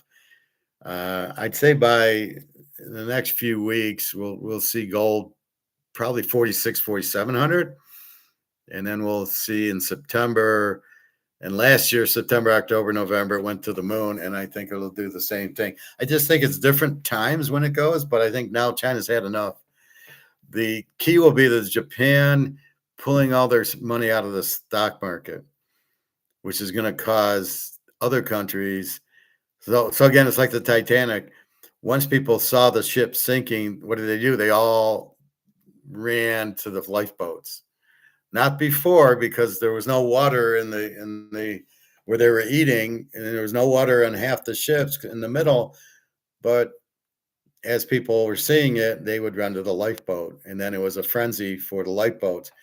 And that's what we're waiting for in gold and silver. As people realize the dollar, the euro, the yen have no value, you run to gold and silver as your lifeboats. And there's no other option. Yeah, you can buy the Mantle card, you can do that, but how do you sell it? So if this is worth 25 grand, it's a nice card. If it's worth 25 grand, but I need money. How do I get it? I have to sell it on eBay, but I'm going to get dollars for it. I don't want it. So I got to wait for the gold price and then I'll sell it for gold. But if I have gold and silver, I can go to the gold store and take 2 ounces of silver and sell it to get money if I need groceries. So that's kind of the key point there. People don't understand it. And there's no other option as the dollars collapse. So everybody looks to the stock market as the middle of the Titanic going, oh, the stock market's fine. Look how it's 15,000 or no, it's 50,000 or whatever, which is all fake. It's all manipulated higher. So once that starts collapsing and the Japanese and German, all these countries start pulling their $20 trillion out of the stock market, and the stock market goes down to 25,000, you're going to have that frenzy because they're going to go, oh, fuck, the economy is shit. Oh, they were manipulating it. Oh, it was a bubble. And then you're going to get the house being sold. Well, I need money. I lost all my money that I had in my 401k and in my stocks because it doesn't have a value. So I guess what I'll have to do is sell my house and get monopoly money for my house. And we're just sitting in the bush like a lion going, yeah, come over here. Come on. I'm going to, wander over here. And that's the housing market's going to crash because people will need money. And as it drops, we're just waiting with, I got 2 ounces of gold for your nice house. Yeah, I'll take it. I need money because they're not prepared. You have to have gold and silver because you can't print the fucking thing. And the whole world, it's a whole world market. China, Japan, Russia, India, all the BRICS are buying gold. So there's huge demand for gold. And you're going to see this low supply of the 200,000 tons of gold be eaten up. If it's not already, there's probably very little left. So now Charlie Brown's sitting there going, well, I'm going to sell my stocks. I'm going to buy gold. What do you mean gold? $7,000 an ounce. Well, I need gold, so I'm going to pay for it. Because my money's worthless. That's when the lights start going on, is when they start realizing the money's worthless. And they go, well, where can I go? Where's my lifeboat? And they realize it's only gold and silver because it's very liquid. I can sell my gold to the gold store. I can sell my silver to the gold store. They'll take it in a heartbeat. And as that happens, it'll drive people into that. Like I said, you can buy your cards, but it's harder to sell them. I can drive to the store 2 miles away and trade it, and I'm fine. So that's really the point of it. And the more people that figure out what we know, the higher the gold price goes. And then see you later, dollars, and you jump out of stocks. You sell your house. You probably sell your car. Well, depend. You need a car here.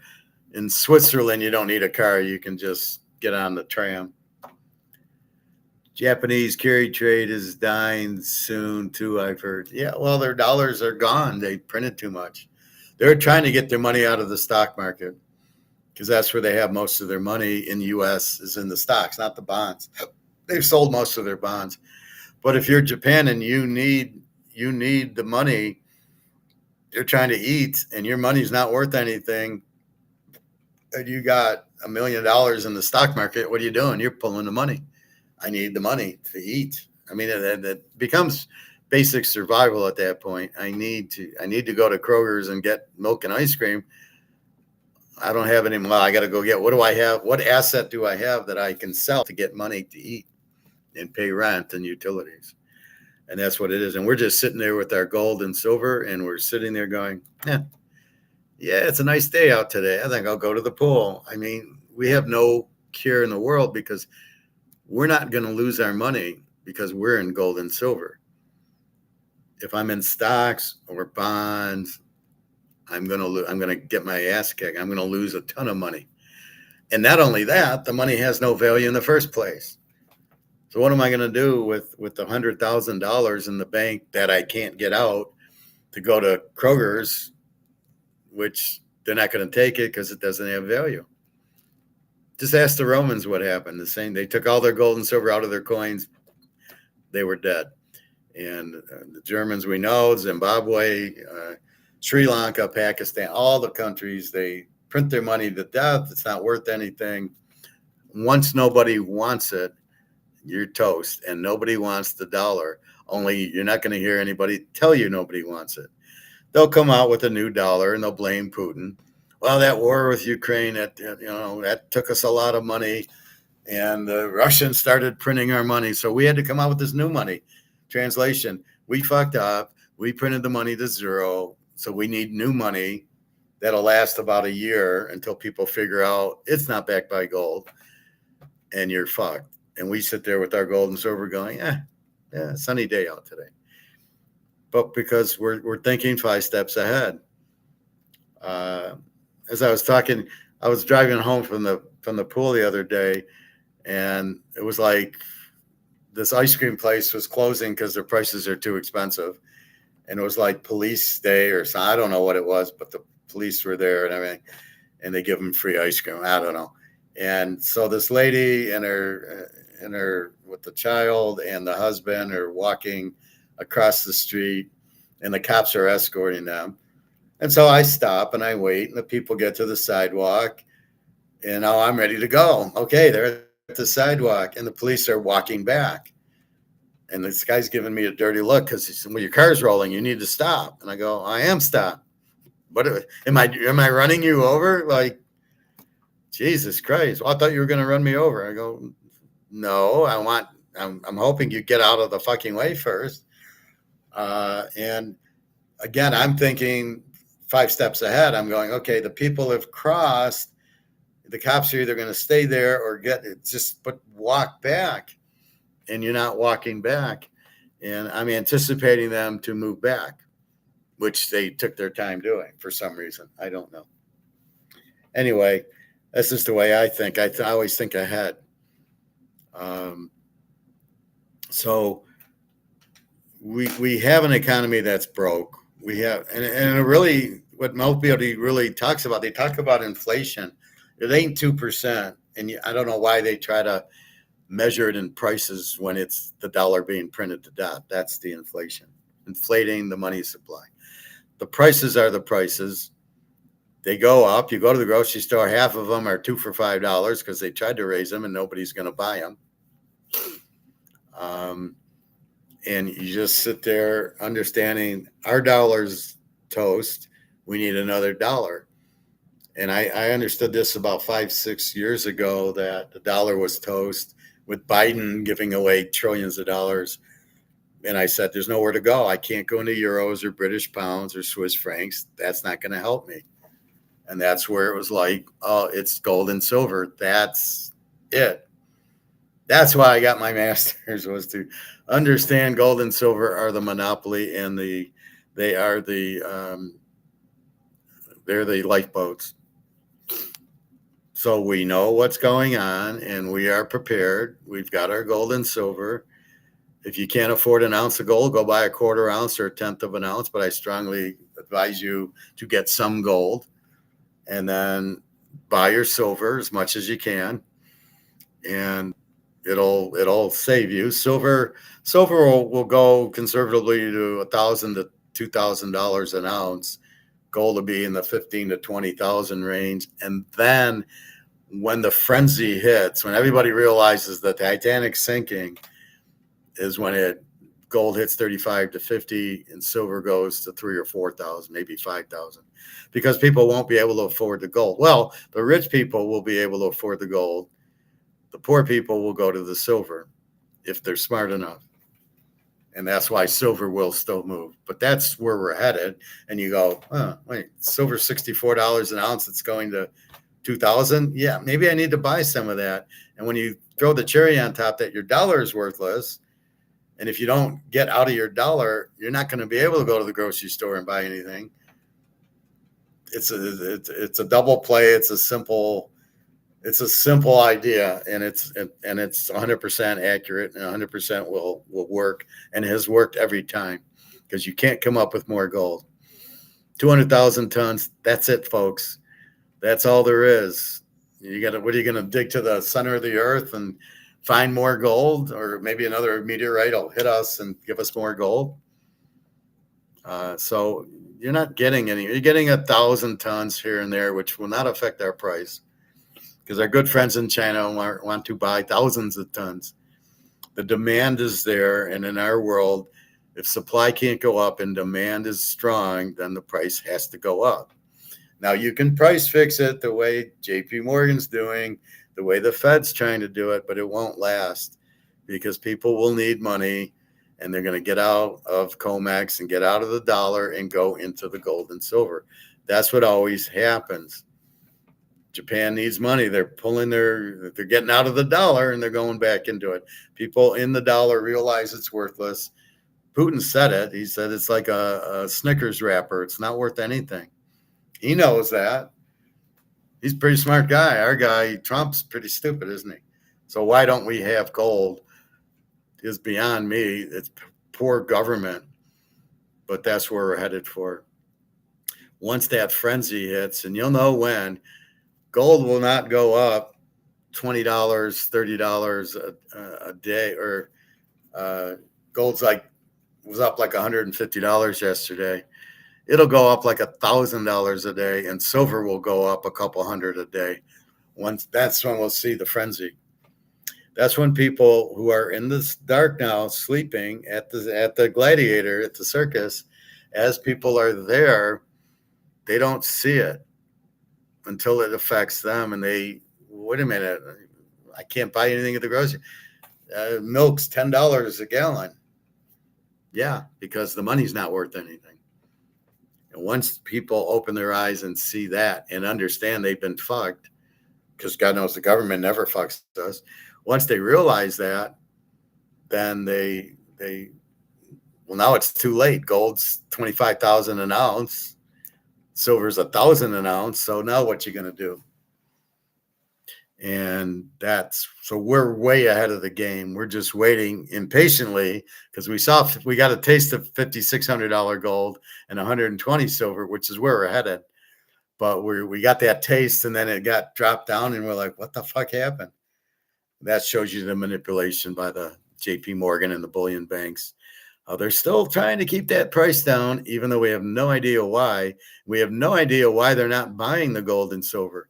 See, China, Russia, and BRICS buys the gold and silver physical. And in the U.S., we try to short the price down, and we don't buy it. And if you really think logically, the only reason you're keeping the price down is so China and Russia can buy it cheap. So we're in bed with China and Russia. We'll keep the price down. You buy it. It's the only thing that makes sense, because why else are you keeping the price down? I'm not really fluent on the carry trade. I haven't heard that term. Is it just free trade? Is it just trading goods and services for money? But yeah, I mean, basically the key point is Japanese doesn't have any, their money is worthless. They've been printing and printing and printing, keeping their interest rates low, and it's done. It's all bye-bye. So these countries, as they go broke, England, Germany, Japan, I show you those little videos, England's broke, France is broke, Germany's broke. And it just goes in one ear and out the other. Nobody really pays it. What does that mean? It doesn't affect me. I'm in the U.S. We can't go broke. We got the reserve currency. And then as you start realizing what it means, you realize, yeah, we're fucked. And that's what happens. So the gold market is the only place to be, because they can't fuck with it. It can never be in a bubble, because it's worth what it's worth. Once you get to the physical, once you get priced in physical, you don't have a bubble. You don't have a bubble in Coca-Cola. It's $3 for a 2 liter. It's not $20 for a 2 liter. It is what it is. That's the price that people are willing to pay for it, and that's the bottom line. So, with understand that with gold, you can't print it. You can't increase supply, so you can't. The price will never go down, and as long as the demand is high, and the demand's only going to get much higher. The demand hasn't even started yet.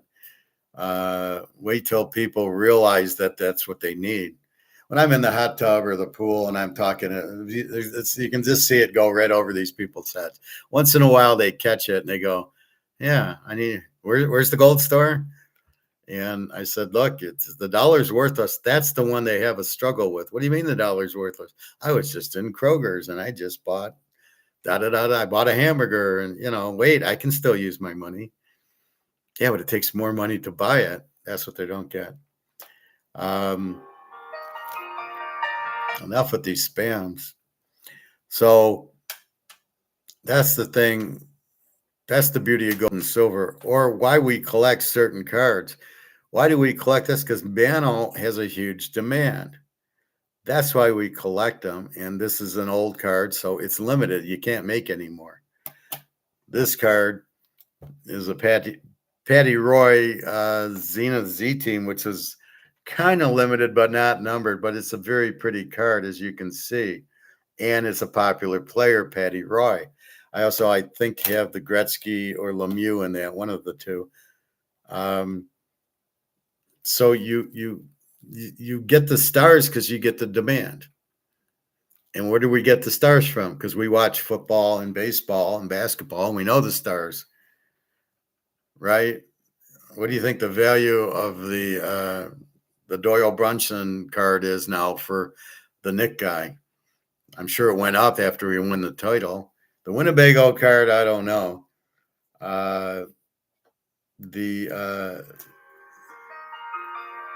Just a second. Hey, I'm just finishing up class. What's up? Hey, what up? Okay, let me call you, or call me right when you're done. Okay, Okay.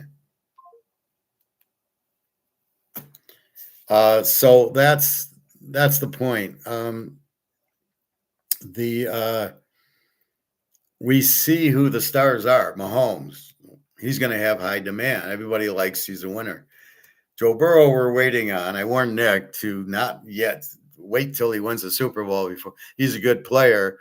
He'll be like a Dan Marino, great player, but didn't win the Super Bowl, doesn't have the demand of Joe Montana or Tom Brady. That's why Tom Brady's hot. He's won the Super Bowl. So that's what you're looking at. But these older cards, Mantle, everybody loves Mantle. So you get anything Mantle, it's going to go up in value. These steroids with Barry Bonds and McGuire kind of suck, and Clemens.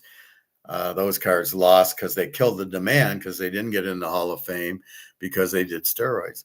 So again, you're always looking for demand. So we found it in gold and silver because it's the fix. As the dollar's going down, we got gold and silver, which can't go down if it's physical, which is why I always put paper. And in the paper, yeah, they keep printing more and more of the paper options. That's why the price is low. And that's stopping because China's saying, fuck off. Now we go paper. What else can we talk about? So the country's fucked because, as I said, the 5 things about a country, and I might have it here. I don't know. But the 5 things about the country, which I know, but I was looking.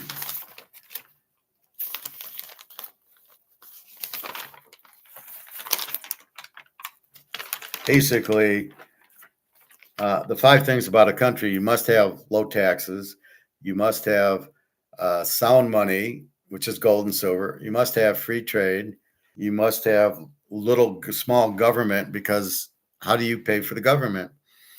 Big government does not create revenue. Taxing people is not revenue. It's taking money out of the private sector and putting it in the public sector, and then they want to use that to pay for the government. But that's why you need a small government. A big government you can't afford. And the last thing was to have laws. So we have the Constitution, but we don't want to use it. We do not have a limited government. We do not have low taxes, and we do not have free trade, and we do not have gold-backed currency. So we're dead. I mean, you just check off 0 for 5. Well, we used to be, again, we're the Titanic. Well, I don't see water on the third floor deck, so we're not sinking. You will walk outside and see the boat is now like this much into the water, and that's what you got here. You've got to see what's going on. We're not doing free trade's critical. Gold's critical to have a gold-backed currency, and you don't have that. So then when I look at the qualities of the medium exchange, it has to be portable, which gold is, because you don't need to carry it with you, but you can. Scarce gives you high value, means there's not a lot. Overabundance loses value. This is my notes. And so if there's too much, it loses value. What do we got? We got $1 printed to shit. $100 trillion out there. Yeah, pretty much. It's not scarce. Divisible for small exchanges, of course, the gold is. Fungible, everything is the same. Yes, gold's gold. You can buy an Eagle or a Krugerrand. Acceptant, it must be accepted. Everybody will take gold and silver. People are starting to not take the dollar. I bet if we went to Germany right now, would they exchange dollars for euros? And it would probably be a pretty steep penalty to do it. In other words, yeah, here's $100. I want euros. And you'd probably get like 50 now. There'd be a charge to do the transaction because they know they're losing money in the FX, and it's like 87 cents on the dollar. And then durable. Well, gold can't be destroyed. Value is the most marketable commodity. So that's what sound money is, which we don't have. We don't have the country we want. We don't have the sound money we want. I mean, it's so fucked. This is 5593. But when we looked at, and this is my favorite one, the 3 types of inflation. And basically the worst stage is hyperinflation. The money supply increases, but prices go up faster because people are panicking. That's what we're headed to. We're not there yet. People want to call we're in hyperinflation. No, we're not in hyperinflation.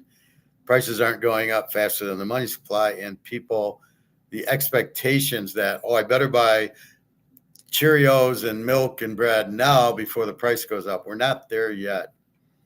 The money supply, the first one is money supply increases faster than the prices go up.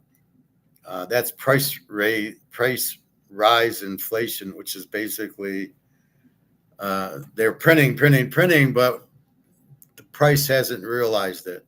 The other one is the money supply equals price. So they're printing the money and the prices are going up. So I don't know where we're at. We're probably at 2, but the worst stage is the hyperinflation, because then it gets the expectations into it. Once you start getting emotional and you get the expectations that, fuck, I got to go to the grocery store and buy milk and cheese because it's going to be higher at 5 o'clock. That's what happened in Germany. They would get paid like at noon and then get paid at the end of the day. And the price would go from, $10 to $25 by noon and to $50 by the end of the day. So people are running to go and buy their groceries at lunch to eat because they need to eat, but the money's not giving them any value. That was all about the money not having value, not the groceries going up in value.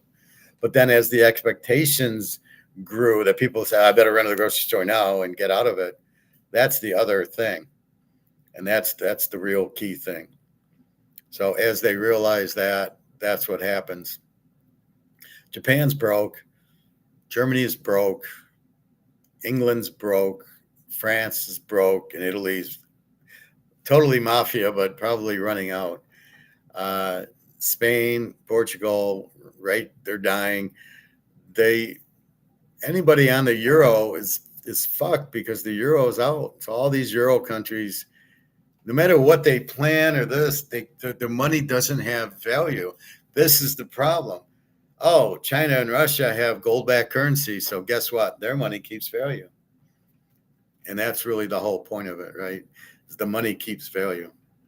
So that's where we're at. With that, baseball, take the Phillies and Boston today. Phillies 3-unit, Boston 2. Zach Wheeler on the mound. And we're betting against whoever Boston's playing. Pitcher's terrible. Football, again, we start the 29th, which is 3 weeks away. No, 4 weeks away. 14th, 21st. No, 3 weeks away. So I would say I would buy on the Monday, or you can buy on the Monday before or the Sunday. My first week is a double week, so I'm giving you 1A and 1B. And if you buy the whole week in the pros, you'll get the week one in the pros. I think it's, or maybe not. Is that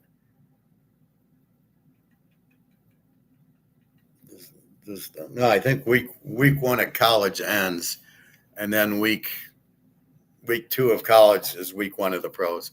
So you get, for the $75 to buy the college, you get the locks, and you get the college 1A, the 29th games, and then the next week's games. So you get 2 weeks in football. So we're very close. Hall of Fame game. Haynes King looked like a killer. He's a very good quarterback. That's why we bet Georgia Tech all the time. So keep in mind, he played Georgia. He played big games. Clemson, Georgia, Florida State. So don't think he's not good. Anyway, so we'll go with that. We'll keep an eye on the preseason. I think it starts next week. So the Hall of Fame game normally is on Saturday, but it started yesterday on Amazon Prime. Like anybody's going to buy Amazon Prime. I'm watching commercials. I'm on Pluto watching My Amazing Race, and there's commercials for something on Paramount Plus. You think I'm going to go buy Paramount Plus to watch whatever crap is on there? What, are you kidding me? Don't be stupid and buy these little streaming services. It's ridiculous. If you want to watch movies, Tubi, go get DVDs and get an antenna and watch like all the sports. Most of it will be on ABC, NBC, CBS. Anyway, let's check our gold. I doubt we'll hit 2,500 today because it's Friday. But I think by the end of next week, we'll be 4,500. So we are maintaining nicely, 43.46, and it's so nice to see that. See how this says $105? Well, pretty soon this is going to say $1,000. So it's going to move $1,000 a day, not this $100 a day. Silver 63.36 is up $2. Soon that will move $20, $30, $40 a day, and that'll be the difference. So that's coming to a theater near you soon. All right, I think that's about it. Any other last questions, comments? Again, football coming very soon, but we'll keep an eye. So now Carolina, Haynes King, much better than Steve Young. And Arizona has back from Georgia, from Miami, Carson Beck, very good quarterback. They both need about 5-6 weeks. Let them get familiar and comfortable with the NFL, and then start them, and you'll win.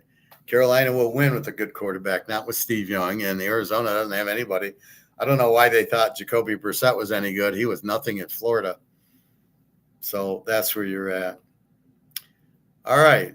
So gold is the lifeboat off the Titanic, and you do not profit take gold and get back into the dollar, because that would be suicide. If you start selling your gold, profit taking it, you're making a huge mistake. And we normally profit take. We go play poker, we profit take. Craps, baccarat, we bet on football, we profit take. We make our money, we take it. But in gold, you can't profit take it and get out of gold for dollars. You can sell your gold for a mantle. You can sell your gold for your house or your car, but you can't sell your gold for dollars. because dollars are worthless and you don't want to be back on that bullshit. So with that, I will talk to you tomorrow. www.tcking.com. You got questions on the football, let me know. You can email me on tcking.com. You'll get my email. And otherwise, gold and silver, you can email me, but I do touch it. I think we understand it. It's limited, huge demand. And in the physical world, it hasn't even started yet. In the paper world, it's corrupt and money and price fixed. So we understand those. So we don't get worried about the paper. We're waiting for the physical, which China's nice enough to do a physical market for us. Thank you, Shanghai. And with that, I will leave you. Have a good weekend, everybody. I will talk to you tomorrow. And take care. Enjoy. Go play golf. Go to the pool. All right. Take care.